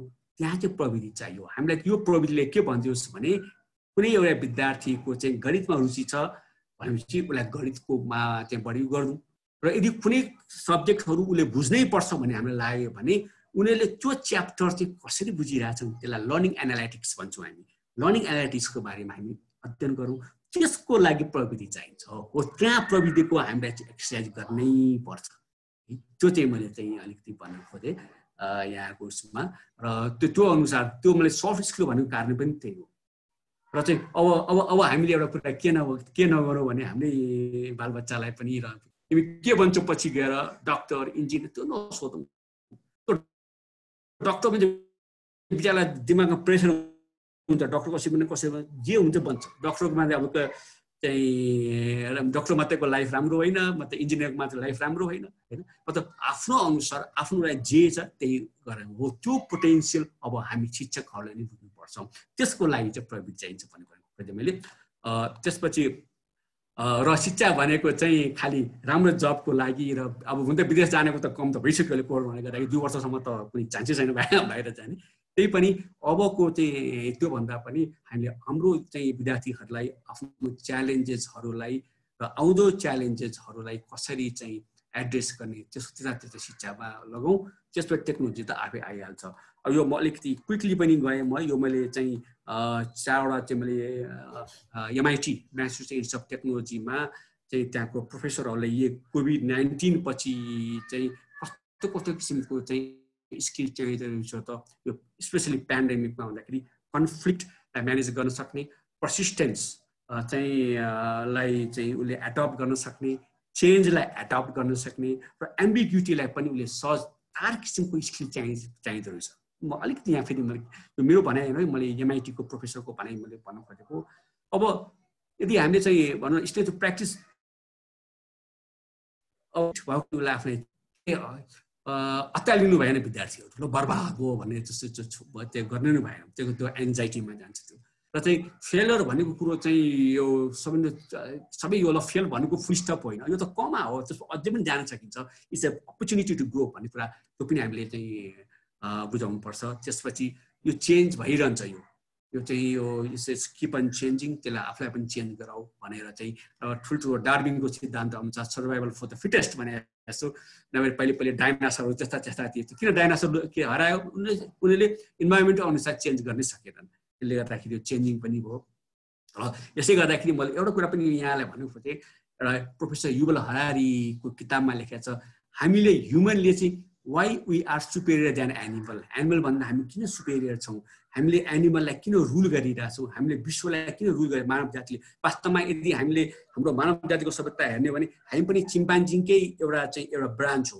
त चिम्पान्जीहरू चाहिँ अर्कै ट्र्याकमा गए। हामी किनभने हामीले हाम्रो दिमागलाई, हाम्रो जुन 100 बिलियन न्युरोन्स छ हाम्रो ब्रेनमा, त्यो ब्रेनलाई चाहिँ हामीले चाहिँ किप अन चेन्जिङ इन्भाइरोमेन्ट अनुसार हामीले चाहिँ आफूलाई चेन्ज गर्दै गरेर चाहिँ अहिले हामी चाहिँ रुल गर्न सकेको हो भन्ने कुरा चाहिँ यहाँ भनेको छ। र त्यो तथ्य पनि हो। र चाहिँ एम्बिग्युटी चाहिँ स्टुडेन्टलाई चाहिँ कुराहरू चाहिँ हामीले चाहिँ सिकाउनु पर्छ जस्तो लाग्यो। यही भनेको मैले टेक्निकल स्किल मात्रै भएर पुग्दैन, यस्तो सफ्ट स्किल बारेमा पनि हामीले चाहिँ गर्नुपर्छ भन्ने कुरा भने। अब कोभिड-19 अब कोभिड-19 को बारेमा पनि हामीले बुझ्नु पर्यो। यो कोभिड-19 को चाहिँ म के भन्छु भने हामीले हेर्दाखेरि चीनको वुहान राज्यबाट आएको भने त्यो वुहान बडा राम्रो ठाउँ छ। म त्यहाँ 2 हप्ता बसेको छु वुहानमा। यति राम्रो ठाउँ छ त्यो जब मलाई वुहानबाट त्यहाँका मान्छेले चमेरो खाएर सारे है भनेर जुन बदनाम मलाई कता त्यो होइन। वास्तविक त्यो एउटा उनीहरूले अब्जर्भ मात्रै पाएको हो, तर धेरै छ पछाडि यसको रहस्यहरू। त्यो रहस्य के छ भने एउटा हामीले हाम्रो प्रकृति, किनभने यो मैले किन भनेको भने हामीले विद्यार्थीले किन मलाई सरी कोभिड-19 को के हो भनेर मलाई यो जुम्मै सोधेका छन् के हो भन्दाखेरि, अनि मैले यसो हेरेँ के हो त भन्दाखेरि हामीले हाम्रो प्रकृतिप्रति धेरै नै अन्याय गरेका छौँ। हामीले चाहिँ प्रकृतिलाई खालि लिन मात्रै हामीले गरेका छौँ। हामीले प्रकृतिलाई प्रोटेक्ट गर्ने कुरा त गर्छौँ, हो भन्छौँ, तर हामीले ठोस कदम केही चालेका छैनौँ। काठमाडौँमा बागमतीको पानी गनायो भन्छौँ, सबैलाई थाहा छैन गनायो भनेर। बागमतीको पानी पिउनु सबै थाहा छैन। म केटाकेटी हुँदाखेरि बागमतीमा गएर म बागमतीको पानी खान्थेँ, त्यति के पनि हुँदैन थियो, डायरिया सही के पनि हुँदैन थियो। त्यो भनेर मात्र भएन, यो चाहिँ हामीले इन्जस्टिस गरेको छौँ प्रकृतिप्रति भन्ने कुरा चाहिँ हामीले यही प्रकृतिले पनि अनि चाहिँ हामीलाई देखाइदियो ल तिमीले चाहिँ इन्जस्टिस गरेको, हामीलाई चाहिँ अवहेलना गरेको हुनाले मलाई चाहिँ बिदा मनाउँदैन भनेर प्रकृति पनि ल आराम गरेर बसेको बेला हो यो इन्जस्टिस नेचर। र चाहिँ अब चाहिँ त्यो टाइम गयो भन्ने कुरा हामीले बुझ्नुपर्छ। त्यसपछि अब हेरौँ प्रकृति हामीसँग कति दयालु छ यो कुरा पनि हामीले चाहिँ, किनभने अब यो प्रविधिको मान्छे कहाँ प्रकृतिको कुरा गरेर भन्नु होला, म कारण भन्छु तपाईँलाई। यो नेचर जहिले पनि हामीसँग काइन्ड छ। यो हामीलाई 5 वर्ष अगाडि भुइँचालो आएपछि जुन हाम्रो चाहिँ यो भुइँचालो आएर हामीलाई धेरै गाह्रो परेको थियो, त्यतिखेर चाहिँ प्रकृतिले हामीलाई यो के गरे भने यस्तो किसिमको महामारी फेरि आउन सक्छ है भनेर तिमीहरू प्रिपेयर हो। त्यतिखेर पनि हाम्रो विद्यालयहरू बन्द भएकै थियो नि, तर हामीले सोचेनौँ। हामीले के गर्यौँ अब 80 वर्षपछि मात्रै चाहिँ अब भूकम्प आउँछ भुइँचालो आउँछ भनेर हामी दङ्ग परेर बस्यौँ। फेरि 15 दिनपछि फेरि अर्को भुइँचालो आयो। त्यसपछि पनि बेला बेला आफ्टर सक दिइरहेछ, भुइँचालो आउला भने, तर हामीले प्रिपेयरै गरेनौँ। यो मैले कहाँ भन्नु खोजेको भने सिङ्गापुरमा अहिले मजाले स्कुल कलेजहरू मजाले खोलेका छन्, बसहरू सबवेहरू ट्रेनहरू मजाले खोलेका छन्, ट्याक्सीहरू मजाले पुगेका छन्। किन त सिङ्गापुरमा भन्दाखेरि सिङ्गापुरको मैले त्यहाँ मेरो त्यहाँ एकजना साथीलाई सोद्धाखेरि उनीहरूले के गरे अरे भने 18 वर्ष अगाडि 2002 कोरोना कोभिड जस्तै सार्स भन्ने आएको थियो। त्यो सार्स भन्ने आउँदाखेरि उनीहरूले के सोचेका रहेछन्, ओहो यस्तो किसिमको महामारीले सिङ्गापुरलाई त धेरै असर पार्यो, अब यस्तै सार्सको अर्को भर्सन आयो भने, त्यतिखेर कोरोना भन्ने थाहा थिएन, हामीले प्रिपेयर कसरी गर्ने त, यो प्रकृतिले त हामीलाई चाहिँ अलर्ट गराएको भनेर त्यतिखेर 18 वर्ष पहिलेदेखि नै उनीहरूको प्लान रहेछ। त्यो हेर्नु कस्तो छ, त्यसैले सिङ्गापुर भयो। र यो बेलामा कोरोना बेलामा त्यहाँ पनि हताहत नभएका त भए त उनीहरूले चाँडै नै कन्ट्रोल किन गरे भने उनीहरूलाई त्यो उनीहरू प्रिपेयर थिए भनेपछि हामीलाई पनि 5 वर्ष अगाडि यो चाहिँ यता यो भुइँचालो आउँदाखेरि हामीलाई यो प्रकृतिले भनेको है तिमी यस्तो हुन सक्छ है हामीले मतलब गरेनौँ हैन। त्यसले अलि गर्दाखेरि हामी चाहिँ अलिकति बढी आतंकित भएको कारण नेचर प्रकृतिले हामीलाई धेरै नै सहयोग गरेको छ। अब यो कुरो मैले फेरि भन्नु होला यो कहाँबाट प्रकृतिको कुरा गर्यो भनेपछि यो के छ भने बिल गेट्सले 2015 मा 5 वर्ष अगाडि टेड टकमा यहाँले युट्युबमा हेरे हुन्छ, उहाँले के भन्नुभएको थियो भने अब आउँदो 5-6 वर्षमा पछि अब विश्वलाई चाहिँ न्युक्लियर वेपन्सले पनि होइन, हात हतियारले पनि होइन, बायोलोजिकल भाइरसले चाहिँ तस्न सक्छ भनेर उहाँले त्यतिखेर भविष्यवाणी गरिसक्नु भएको थियो। त्यतिखेर मान्छेले कस्तो इन्ट्रेस्टै दिएनन्, सबैले के भन्यो भने यो माइक्रोसफ्टको बिजनेसम्यान हो, आफ्नो प्रडक्ट बिकाउनु छ होला अनि भन्यो भने त त्यस्तो थिएन, उहाँले साँचो कुरा भन्नुभएको थियो। र अहिले उहाँले how to protect the climate भनेर एउटा किताब लेख्नु भएको छ, त्यो किताब चाहिँ पब्लिस भइसकेको छ।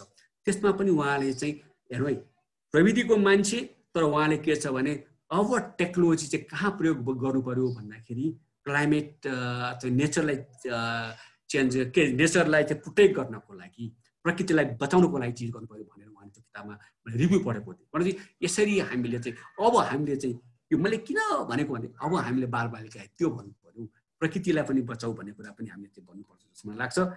र अब यदि कोरोना भाइरस चाहिँ किन अहिले कन्ट्रोल नभएको भन्ने कुरा फेरि मैले यहाँ अन्त पनि मैले सेयर गरेको थिएँ। 8-9 महिना भइसक्यो, करिब 1 वर्ष लागिसक्यो, ओहो यो कोरोना भाइरस झन् बढिरहेछ, यो ठुलो कुरो होइन यो। तर के छ भने ल्याक अफ कोलाबोरेसन्स, मैले एउटा सानो आर्टिकलमा यही लेखेको, त्यसको मैले कोट गरेको। अहिले हामीसँग के छ भने हामीले एकअर्कासँग अन्डरस्ट्यान्डिङ गरेनौँ, ग्लोबल नलेजको कुरै गरेनौँ। चाइनाले एकातिर गरिरहेको छ, अमेरिकाले अर्कोतिर गरिरहेको छ, बेलायतले अर्कोतिर छ, रामदेव बाबाले अर्कोतिर गरिरहेछ, चाइना पनि यो सबै यो एकजुट हुनुपर्ने बेलामा हामी चाहिँ भित्र भएको छौँ। यो के भयो भने हामीले ग्लोबल नलेज भन्ने कुरा पनि चाहिँ हामी पुरै गरेनौँ, त्यसले गर्दा चाहिँ कोरोनाको चाहिँ यो भएको जस्तो मलाई लाग्छ। र यो अब यो 3टा कुराहरू छ अहिले युनिभर्सल फोर्समा, ग्लोबलाइजेसन, टेक्नोलोजी र क्लाइमेट चेन्ज, यो 3टै भएर चाहिँ यो विश्वलाई चाहिँ थामिरहेको 3टा म पिलर पनि भन्छु। म धेरै ठाउँमा प्रेजेन्टेसनमा म यो दिने गर्छु। ग्लोबलाइजेसन, टेक्नोलोजी र क्लाइमेट चेन्ज र विश्वको 2% ग्लोबल जिडिपी चाहिँ क्लाइमेट चेन्जमा भएकोले नै हामीले के बुझ्नु पर्यो कतिको महत्त्व रहेको रहेछ। अबको शिक्षा भनेको यही च्यालेन्जेसहरूलाई नै गर्ने चिज हो। अब ग्लोबलाइजेसनलाई कसरी ग्र्याब गर्ने, टेक्नोलोजीको पोटेन्सियललाई कसरी युज गर्ने, क्लाइमेट चेन्जलाई कसरी म्यानेज गर्ने भन्ने कुरोको नै यदि हामीले गर्न सक्यौँ भने हाम्रा सबै समस्याहरू समाधान हुन्छन्।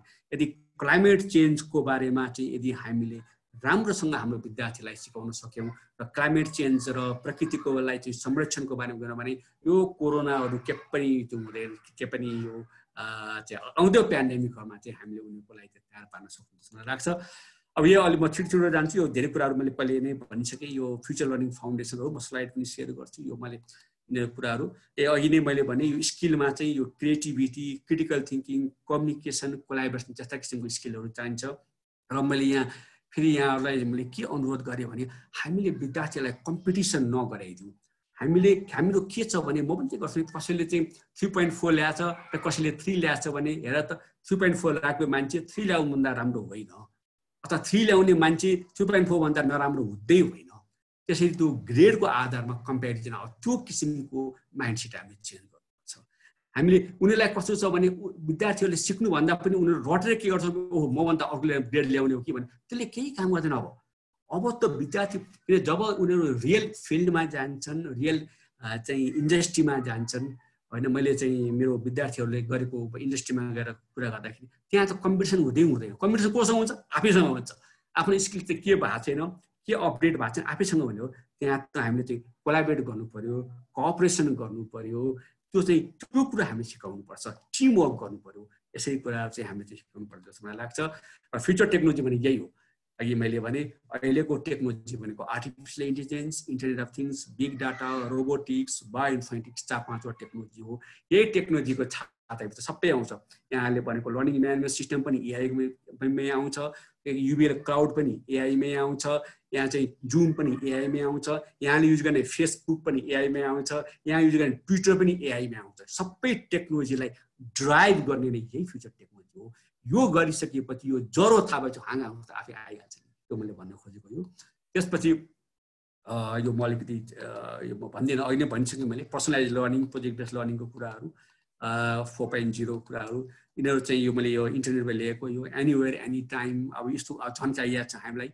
अब चाहिँ घरमा बसेर पनि सिक्ने, फ्लेक्सिबिलिटी डेलिभरी कसरी पठाउने, रेकर्ड कसरी गरेर पठाउने भन्ने कुरोहरू चाहिँ हामीले चाहिँ अब यो 4.0 मा छ। त्यो पनि हामीले चाहिँ प्रयोग गर्नुपर्छ जस्तो मलाई लाग्छ। त्यसपछि प्याराडाइम सिफ्ट, यो म अलिकति यो पनि म क्विकली नै जान्छु। लाइफलाङ लर्निङ भनिसकेँ। अब यो अलिकति म इम्फसाइज अन इक्यू, इमोसनल क्वेसन हुन्छ, इमोसनल इन्टेलिजेन्स। र चाहिँ यो इन्टेलिजेन्ट क्वेसन भन्दा अबको चाहिँ इमोसनल क्वेसन मतलब पहिलेको एउटा चाहिँ हाम्रो के अरे एउटा कार्यक्रममा पनि भनेको थिएँ, यहाँकै कार्यक्रममा डायग्राममा नै बनाएर भनेको थिएँ। अब चाहिँ कस्तो भने अब आफू सुरक्षा र आफ्नो परिवारको सुरक्षा जुन गर्नुपर्छ भनेर जुन हामीले भनिरहेछौँ, त्यसमा चाहिँ यो चाहिँ इमोसनल क्वेसन, इमोसनल इन्टेलिजेन्स कुराहरू आउँछ। त्यो पनि हामीले चाहिँ बच्चालाई चाहिँ सिकाउनु पर्छ।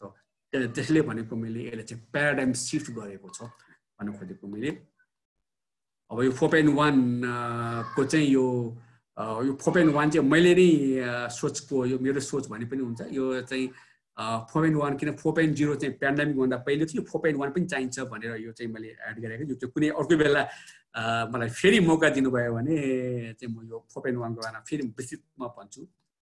र अब सोलुसन के त भन्दाखेरि 3R, 3टा आरको चाहिन्छ। एउटा रिपेयरिङ गर्नु पर्यो।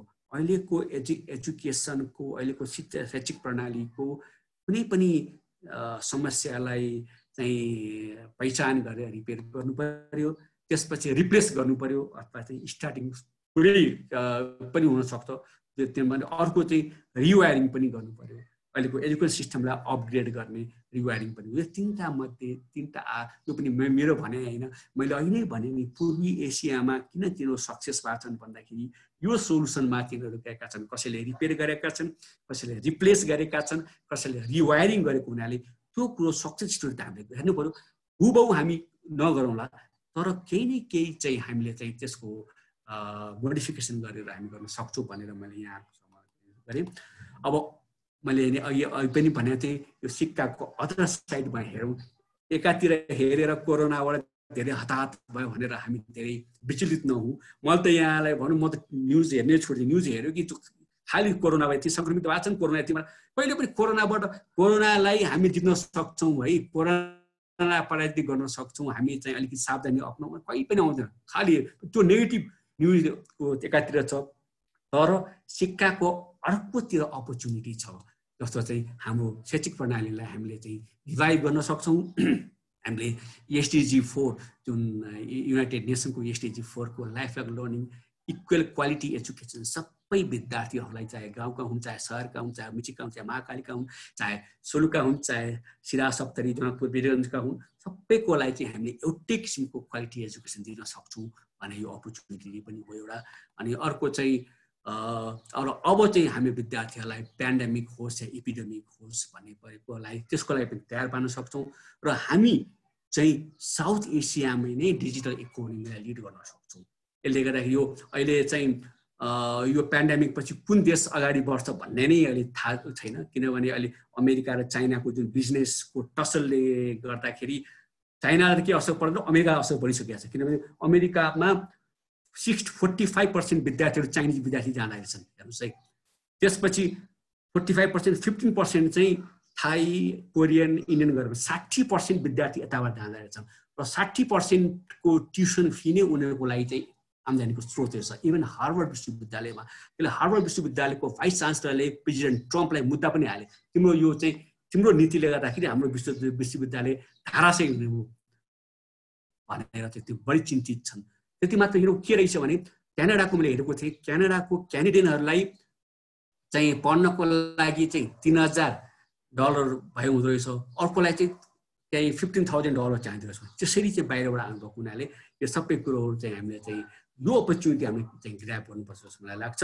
अब लास्टमा कन्क्लुजन के भने यो प्यानिक हुने टाइम नै होइन हामी हतोत्साहित हुने काम पनि होइन फ्रस्ट्रेट हुने टाइम पनि होइन अहिले हाम्रो प्रब्लम र च्यालेन्जेसहरू पत्ता लगाउँ अनि मात्रै हामी गरौँ हामी अनलाइन एजुकेसन मात्रै समस्याको समाधान होइन म फेरि पुनः बिन्ती गरेँ online learning is not the big thing तपाईँले 1-2 दिनमा मजाले सिक्न सक्नुहुन्छ कन्टेन्ट्सलाई अपलोड गर्ने होस् कुनै कुरो छैन होइन तर चाहिँ हामीले स्मार्ट एजुकेसनको पोटेन्सियल बुझ्नु पर्यो हामीले whole ecosystems digital learning ecosystem बनाउनु पर्यो र त्यसले गर्दा विद्यार्थीलाई इम्पावर गर्नु पर्यो र फाइनली यो पेन्डेमिकमा हामीले चाहिँ अपर्च्युनिटीलाई ग्र्याब गर्नु पर्यो हामीलाई अगाडि बढ्नु पर्यो यति भन्दै म यही सक्छु थ्याङ्क यू भेरी मच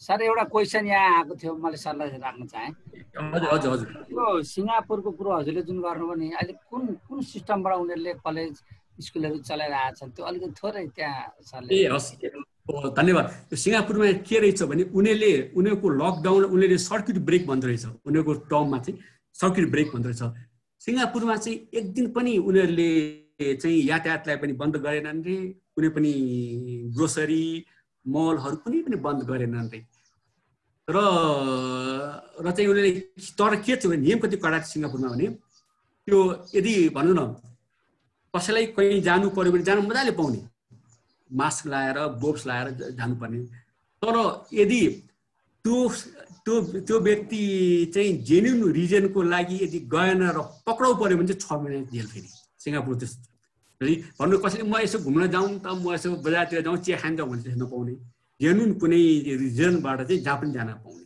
र त्यहाँ चाहिँ उनीहरूले के गरेछन् भने त्यहाँको चाहिँ युनिभर्सिटीहरूमा के गरे भने म त्यहाँको नेसनल युनिभर्सिटी अफ सिङ्गापुरमा केही समय बस्ने मौका पाएको थिएँ र मेरो साथीहरू अर्को युनिभर्सिटीमा पनि दुईवटा युनिभर्सिटी मुख्य छन् नान्याङ टेक्नोलोजिकल युनिभर्सिटी त्यहाँ सोद्धाखेरि उनीहरूले के गरे भने हरेक विद्यार्थीहरूको चाहिँ अब अलिक पिसिआर पनि गरे अनि त्यसपछि हरेक विद्यार्थीहरूलाई चाहिँ हरेक दिनमा 3 पल्ट आफ्नो टेम्परेचर चाहिँ मेजर गर्ने त्यसपछि आफ्नो फोटो खिच्ने फोटो र दिनमा 3 पल्ट चाहिँ डिपार्टमेन्टमा चाहिँ सबमिट गर्नुपर्ने रहेछ अनि त्यो अनुसार उनीहरूले चाहिँ विद्यार्थीहरूलाई चाहिँ ट्रेस गर्दा रहेछ तर त्यो भएको हुनाले उनीहरूले चाहिँ उनीहरूलाई धेरै अप्ठ्यारो परेर उनीहरूको अस्ति 1 हप्ता भयो उनीहरूको सेमिस्टर मजाले सुरु भइसक्यो अस्ति भर्खर मैले कुरा पनि गरेको थिएँ उनीहरूसँग भइसक्यो फिलिपिन्समा चाहिँ अब फिलिपिन्सको अनौठो छ फेरि फिलिपिन्सको ला युनियनमा डिम्सु युनिभर्सिटी भन्ने छ त्यहाँ हामी जगत सर हामी पनि गएको थियौँ त्यो युनिभर्सिटीमा चाहिँ अब त्यो युनिभर्सिटी कत्रो ठुलो थियो भने एका ठाउँबाट अर्को ठाउँमा जानको लागि हिँडेर होइन कि त साइक्लिङमा जानुपर्ने कि त चाहिँ उनीहरूको लोकल बसमा जानुपर्ने। त्यहाँ अनि उनीहरूको भित्रै सबै थियो। हुन त त्यो कसो भने डेरी पनि उनीहरूको भित्रै, अनि किराना पसलहरू ग्रोसरी पनि त्यहीँ भित्र, अनि त्यसपछि तरकारीहरू पनि त्यहीँ भित्र। अनि उनीहरूले के गरेछन् भने सबै विद्यार्थीहरूलाई, सबै शिक्षकलाई, सबै स्टाफहरूलाई पिसिआर गरेर पछि लक गर्दछ बाहिर जान पाउने भनेर। अनि भित्रैबाट चाहिँ उनीहरूले चाहिँ क्लास चाहिँ त्यसरी पनि चलाइरहेछ। अनि 3-4 मोडालिटी छ। तर सिङ्गापुरमा चाहिँ उनीहरू चाहिँ त्यो म अघि भने नि उनीहरू 2002 देखि नै उनीहरू प्रिपेयर भएर रहेछन्। उनीहरूले चाहिँ अब यस्तो आयो भने के गर्ने भनेर 2002 मा पनि चाहिँ म त 2001 मा गएको थिएँ। म आउने बित्तिकै त्यहाँ SARS सुरु भएको थियो। त्यतिखेर पनि उनीहरूले त्यही टेम्परेचर, त्यही मेकानिजम युज गर्थे। टेम्परेचर आफ्नो नापेर आफ्नो इमिडिएट बोसलाई दिनुपर्ने थियो। त्यही उसले गर्दाखेरि सिङ्गापुरमा चाहिँ उनीहरूले चाहिँ सजिलै गर्न सक्यो। थ्याङ्क यू सर, क्लियर भयो।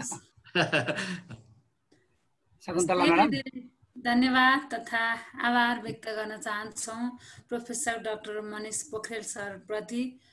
उहाँले यस pandemic situation, during and after pandemic situation हामी कसरी डिल गर्ने भन्ने कुरा एउटा सैद्धान्तिक व्यवहारिक पक्षहरूलाई समेत ल्याएर हामीलाई सहजीकरण गर्नुभएको छ। सरले दिएका हरेक बुदाहरू, हरेक सुझावहरू असाध्यै मननयोग्य छन्। हामी यो पेन्डेमिक सिचुएसन भइरहेको अवस्थामा र पछाडि कसरी डिल गर्ने भन्ने कुरामा केही रूपमा भए पनि हामी अलि स्ट्रङ भएको महसुस गरेकी छु मैले। त्यसैले सरप्रति, आयोजक टिम, प्रविधि मैत्री शिक्षक समाज नेपाल र मेरो व्यक्तिगत तर्फबाट सरलाई धेरै धेरै धन्यवाद तथा आभार पनि व्यक्त गर्न चाहन्छु। र आउँदा दिनमा पनि सरको यस्तै सकारात्मक सहयोगको पनि अपेक्षा गरेकी छु मेरो तर्फबाट र प्रशिक्षकको तर्फबाट। सरप्रति हार्दिक नमन व्यक्त गर्दै आजको अब यो सहजीकरण पश्चातको समापन कार्यक्रमतिर म लागिरहेकी छु। 9औं दिनको कार्यक्रमको समापन कार्यक्रममा हामीले सहभागी आदरणीय सक्रिय सदस्य सर म्यामहरूको तर्फबाट पनि समीक्षात्मक मन्तव्य राख्ने गरेका छौँ। त्यसका लागि आफ्नो छोटो समीक्षात्मक मन्तव्य राखिदिनका लागि म प्रशिक्षक सक्रिय सदस्य, मलाई सरले नाम टिपाउनु भएको थियो अस्ति, यसमा मलाई माफ गर्नु होला, अस्ति म छुटेको हुनाले आज जोड्दैछु। रेवती रमन नेपाल सिन्धुपाल्चोकबाट हुनुहुन्छ सर। आदरणीय सरलाई म आफ्ना केही भनाइहरू राखिदिनको लागि सादर अनुरोध गर्दछु। असाध्यै छोटो मन्तव्य राखिदिनको लागि अनुरोध गर्दछु। रेवती नमस्कार। नमस्कार, म सिन्धुपाल्चोकबाट रेवती रमन नेपाल। धेरै लामो जान चाहन्न। यस कार्यक्रमको अध्यक्षता गरिरहनु भएका अध्यक्षज्यू, सभापतिज्यू लगायत सम्पूर्ण अतिथिज्यूहरूमा मेरो तर्फबाट नमन भन्न चाहन्छु। अब यसमा चाहिँ अलिकति समीक्षा गर्दाखेरि हजुरहरूको त्यो ब्यानरको सुरुको लाइन दोहोऱ्याएर पढिदिनु होला हजुरहरूले। हामी सिक्न तयार छौँ होला, एकचोटि पढ्नु होला, पक्कै पत्ता लगाउनुहुन्छ। अनि सरले आज दिनुभएका कुराहरू चाहिँ हाम्रो चाहिँ ब्लुम टेक्नोलोजीका कुराहरू, केही चित्त बुझ्दा कुराहरू हामी अन्डरस्ट्यान्डिङ छौँ भन्ने कुराहरू दिइरहनु भएको छ। त्यो चिजलाई हामीले ख्याल गर्नुपर्ने रहेछ। क्रेडिट लेभलमा कसरी जाने, अहिले यो पेन्डेमिकले हामीलाई त्यो पनि सिकायो। र पेन्डेमिकको कुरा धेरै गरिदिनु भयो। त्यसमा चाहिँ हामीले 2015 मा सिकेका भूकम्प उपसीका पाठ हेर्ने भने सिन्धुपाल्चोकमा करिब अब फुस्का छाना छैनन्, पक्की घरहरू बनेका छन्। त्यसले एउटा अवसर ल्याएको रहेछ। कोभिड पनि अवसरको रूपमा हामीले प्रयोग गर्न सक्छौँ। हामीसँग रहेका क्षमताहरू लुकेर बसेका थिए, चिच्याएर हामी चाहिँ कक्षामा पढाइरहेका थियौँ। अब हामीले चाहिँ नयाँ धारबाट पढाउन सकिन्छ भन्ने कुरा यो अहिले चाहिँ सरको यो लेक्चरबाट पनि हामीले चाहिँ सिक्न पायौँ, जान्न पायौँ जस्तो लाग्छ। धेरैले सायद त्यही महसुस गर्नुभयो होला। उहाँले धेरै रिसर्च गर्नुभएको छ, देश विदेशका भ्रमण गरेर लिएर आउनुभएको छ। ती कन्टेन्टहरू हाम्रो देशमा आइपुगेका छ। उहाँले आफ्नो लेभलबाट खोजेर दिनुभयो। अब हामीले त्यसलाई गाउँ गाउँमा कसरी पुर्याउने, त्यसको मोडेलसँग चाहिँ हामीले आफ्नो मोडेलमा लानु पर्यो। ग्रामीण भेगमा त इन्टरनेट पनि छैन, एक्सेस पनि छैन। काठमाडौँ, पोखरा जस्ता ठुला सिटीहरूमा जे सम्भावना छन्, सायद हाम्रो गाउँमा चाहिँ सामान्य सम्भावना फेसबुक मात्रै हुनसक्छ। त्यसमा पनि साना साना ग्रुप बनाएर हामीले पढाउन सक्छौँ कि, त्यो पनि उपायहरू हुनसक्छ। अथवा अप्ठ्यारा सब्जेक्टहरूलाई थाती राखेर सजिला सब्जेक्टहरूलाई अहिले सुरुवात गर्ने र पछि अप्ठ्यारा सब्जेक्टलाई चाहिँ अगाडि लाने गर्न पनि सकिन्छ कि। मैले सरकैमा अलिकति जोड्न मात्रै खोजेको हो। धेरै कुरा चाहिँ मैले यहाँनिर गर्न चाहिनँ।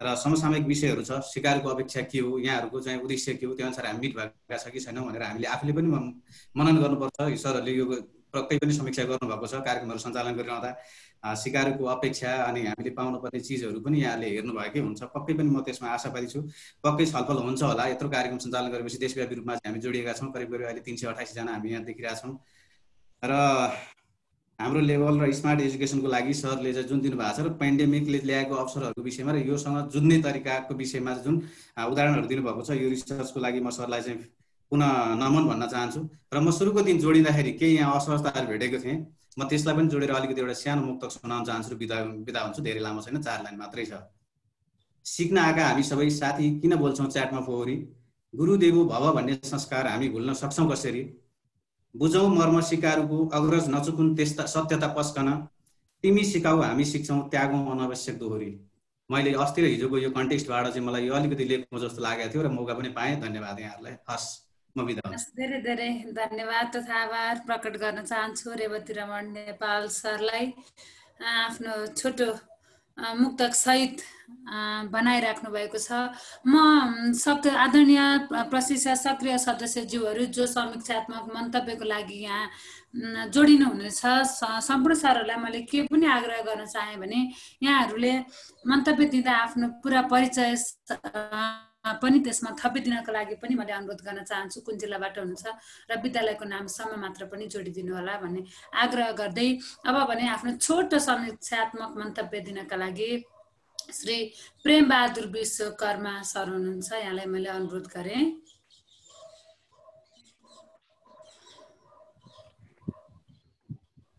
धन्यवाद कार्यक्रम सञ्चालक मलाई लाग्छ यहाँहरू सबै सुनिरहनु भएको छ हजुर सर सुनिया छ आज यस 9औं दिनका कार्यक्रमका सम्पादक महोदय प्रमुख अतिथि प्रशिक्षकीय समितिदेखि लिएर जिल्लासम्मका सम्पूर्ण पदाधिकारीहरू तथा आज यस कार्यक्रमका प्रस्तोता महोदय मलाई यहाँहरूले यो बोल्न अवसर दिनुभएकोमा सर्वप्रथम आयोजकप्रति हार्दिक धन्यवाद ज्ञापन गर्छु साथै समीक्षात्मक भनाइ भन्नु छ आदर गुरुले पस्केका थुप्रै कुराहरू ठुला कुराहरूमा म एउटा मानव पक्कै समीक्षा गर्ने हैसियत छैन भन्ने लाग्छ त्यसैले समीक्षात्मक भनाइ भन्दा पनि मैले गरेका कुराहरू आत्मसात गरेका कुराहरू र अनुभूति गरेका कुराहरू यहाँहरू माझ राख्ने अनुमति चाहन्छु म प्रेम बहादुर विश्वकर्मा एसओएस माध्यमिक विद्यालय सुर्खेतको अंग्रेजी सिकौँ मेरो घर सुर्खेतमै पर्छ र यहाँमाझ मैले भन्नुपर्दा यो प्रशिक्षणसँग सम्बन्धित भएर काम गर्न चाहेको पनि छु र सुर्खेतमा गठन भइरहँदा मेरो आफ्नो इच्छा पनि प्रकट गरेको छु र यसको साथै अब अलिकति आफू लेखेका कुराहरू यहाँमा अनुमति चाहन्छु विशेष गरी एउटा प्रस्तुत जसरी प्रस्तुत गर्थ्यो त्यसै गरी सुरुमा हामीलाई के गर्यो त भन्दा एउटा भोग गाउने कुरा गर्नुभयो हामीलाई सप्लाई अथवा ज्ञानको सप्लाई गर्नु अगाडि अहिले आवश्यकता के हो कन्टेक्स्ट सेटिङ गर्नुभयो सरले र आजको प्रश्नको अर्थ के छ यसको यो किन आवश्यक हो भन्ने कुरा हामीलाई जाहेर गराउनु भयो भनेदेखि त्यस पछाडि उनले राखेको भोकेबुलरीदेखि लिएर त्यो कन्टेन्टका कुराहरू असाध्यै धेरै जुन मैले रिपोर्ट मात्रै गर्दा पनि 20 भन्दा धेरै मैले भोकेबुलरी सिक्ने अवसरको छु त्यसै गरी उहाँले ल्याएका कुराहरू जुन ज्ञानका कुराहरू देखेर अनुभवका कुराहरू देखेर अद्वितीय छन् जसबाट मैले थुप्रै कुराहरू उहाँले पुस्तकमा पढेका कुराहरू उहाँले जीवन अनुभूति गरेका कुराहरूदेखि लिएर उहाँले रिसर्च गरेर ल्याएका कुराहरूसम्म हामीले निशुल्क प्राप्त गरेका छौँ त्यसैले म प्रस्तुता महोदयलाई उहाँले निशुल्क प्रस्तुत गरेको यो सम्पूर्ण कुरो हामीले प्राप्त गर्न सफल भएका छौँ त्यसैले यसका लागि म मेरो तर्फबाट र सहयोगीहरूका तर्फबाट हार्दिक धन्यवाद र नमन व्यक्त गर्न चाहन्छु मलाई लाग्छ आगामी दिनमा पनि यस्ता कार्यक्रम भइरहनेछ हामी सहभागी हुँदै गर्दा भोलि अन्य साथीहरूलाई सहभागिता प्रस्तुति गर्ने अवसर पनि पाउनेछौँ भन्ने लाग्छ त्यसै गरी सहयोग दिएका सोलुसनहरू प्रकृति कुरादेखि लिएर हामीले गर्नुपर्ने र सरको र हाम्रो एउटै मनोभाव भएको कारणले पनि होला असाध्यै धेरै बुझेको छ किनकि हामीले परिवर्तन गर्छ र भोलि विद्यार्थी बहिनीहरूलाई भोलि लागि तयार पार्नुपर्छ कुरा यहाँले जस राख्नुभएको छ त्यो अत्यन्त सराहनीय र अद्वितीय भन्ने कुरा राख्दै म पुनः यहाँ सबैलाई मेरो कुरा सुनिदिनु भएकोमा धन्यवाद पनि गर्दै प्रशिक्षण केन्द्रीय आयोजक समितिलाई धन्यवाद ज्ञापन गर्दै कुरा यही टुङ्ग्याउने अनुमति चाहन्छु र एकपल्ट भन्न चाहन्छु आजको प्रश्न वाउ थियो। हस्, धेरै धेरै धन्यवाद तथा आभार प्रेमबहादुर विश्वकर्मा सरलाई। यहाँका सुझावहरू पनि अत्यन्तै मननयोग्य छन् सर। आगामी दिनमा त्यस्ता सुझावहरूलाई नै हामीले गाइडलाइनको रूपमा प्रयोग गर्दै हाम्रा कार्यक्रमहरू अगाडि बढाउँदै जानेछौँ भन्ने प्रतिबद्धता पनि म यहाँ जाहेर गर्न चाहन्छु। त्यस्तै गरी आफ्नो छोटो समीक्षात्मक मन्तव्य राखिदिनका लागि आज सक्रिय सदस्यहरू हामीले 3 जना राखेका छौँ। अञ्जन आचार्य प्रशिक्षक सक्रिय सदस्य हुन्छ, सरलाई मैले अनुरोध गर्न चाहे। अञ्जन आचार्य सर। धन्यवाद कार्यक्रम सञ्चालक शकुन्तला सेठी म्याम। यो प्रविधि मैत्री शिक्षक समाज सक्रिय सदस्यका लागि सञ्चालित 9 दिनको प्रमुख अतिथिज्यू लक्ष्मीनारायण शाह सर र केन्द्रीय अध्यक्ष भूपति बस्याल सर, उहाँ अहिले यहाँ हुनुहुन्न, उहाँको शीघ्र स्वास्थ्य लाभको कामना पनि गर्दछु। केन्द्रीय महासचिव देवी शर्माज्यू, विशिष्ट अतिथि तथा प्रस्तुतकर्ता प्राध्यापक डाक्टर मनिष पोखरेलज्यू, प्राविधिक समितिका संयोजक घनश्याम भुषाल सर, अतिथि सम्पूर्ण केन्द्रीय सदस्यहरू, सम्पूर्ण प्रदेश अध्यक्ष तथा संयोजक तथा सदस्यज्यूहरू र अतिथि सम्पूर्ण प्रदेशका प्राविधिक समितिका सदस्यहरू, सम्पूर्ण जिल्ला अध्यक्ष तथा पदाधिकारीज्यूहरू र सम्पूर्ण जिल्ला कार्य समितिका पदाधिकारी तथा सम्पूर्ण उपस्थित केही सिक्नु भनेर आएका हामी सम्पूर्ण सक्रिय सदस्यज्यूहरू र मैले अब अहिले पूर्ववक्ता सरले भने जस्तै प्राध्यापक मनिष सरको मैले के विवेचना गर्न सक्छु र के, तर पनि उहाँको प्रस्तुति एकदम राम्रो छ र उहाँले हामीलाई कम्तीमा पनि असहज परिस्थितिमा पनि कसरी अघि बढ्न सकिन्छ र हामीले पूर्व तयारी कसरी गर्नुपर्छ भन्ने कुरा धेरै जानकारी दिएर जानुभएको छ र यो कुरामा हामीले जब हामीलाई समस्या पर्दा चाहिँ हामी त्यो समस्यामा लाग्छौँ। त्यसपछि जब समस्या सकिँदै जान्छ, बिर्सँदै जाने हाम्रो जुन प्रवृत्ति छ त्यो प्रवृत्तिलाई हामीले चाहिँ अभ्यस्तको रूपमा अघि बढ्नुपर्छ भन्ने कुरा सरले जानकारी गराउनु भएको छ र सरले यो सूचना प्रविधि मात्रै ठुलो कुरो होइन, यसलाई कसरी अघि बढ्नुपर्छ एउटा माध्यम हो र अहिलेको अवस्थामा कन्टेन्ट नभए कन्टेक्स्ट चाहिन्छ भन्ने कुरा पनि उहाँले गर्नुभएको छ। 3 Rs को कुरा पनि गर्नुभएको छ र सबैलाई एउटै किसिमले जुन यो पेन्डेमिक परिस्थिति पर्यो, असहज भयो, हामी भनिरहेका छौँ, तर यतिखेर सुगमदेखि दुर्गमसम्मलाई एउटै अवसरको रूपमा लिन पनि हामी सक्छौँ भन्ने कुरा गर्नुभएको छ। यो एकदम राम्रो कुरा हो र यसमा हामीले आत्मसात गर्दै मनन गर्दै अघि बढ्नु जरुरी छ। र यति भन्दै पनि मैले सुरुमा पनि भने सरले धेरै कुरा गर्नुभएको छ, स्मार्ट एजुकेसनदेखि लिएर सम्पूर्ण कुरामा भन्नुभएको छ। अनि हामीले यो अनलाइन एजुकेसनबाट कुदिरहेका छौँ, त्यसमा चाहिँ हामीले अभिभावकको अवस्था कस्तो छ, विद्यार्थीको अवस्था के छ, टिचरले के गर्न सक्छ, कसरी त्यो अवस्था के राख्दै आजको कार्यक्रमलाई समापन गरिदिनका लागि प्रविधि मैत्री शिक्षक समाज नेपाल केन्द्रीय प्राविधिक समितिद्वारा सञ्चालित यस अनलाइन प्रशिक्षण कार्यक्रमका सभापति तथा प्राविधिक समिति संयोजक श्री घनश्याम अधिकारी सरलाई यो जुम मञ्च हस्तान्तरण गर्दै म एकैछिन यहाँबाट ओझेल पर्न चाहन्छु। हस्, धेरै धेरै धन्यवाद तथा जय प्रविधि मैत्री शिक्षक। धन्यवाद म्याडम। यस कार्यक्रमका प्रमुख अतिथिज्यू, एसटिएफटी नेपालका केन्द्रीय पदाधिकारीज्यूहरू, त्यस्तै गरेर सम्पूर्ण जिल्लाका पदाधिकारीज्यूहरू, सम्पूर्ण उपस्थित यस तालिममा सहभागी हुनुहुने सम्पूर्ण सरमेमहरू र आजका विशेष प्रशिक्षक आदरणीय सर प्राध्यापक डाक्टर मनिष पोखरेलज्यू। वास्तवमा हाम्रो प्रविधि मैत्री शिक्षक समाजले कम्प्युटर मात्रै सिकाउँदैन भन्ने हामीहरूले प्रमाण गर्न खोजेका हौँ।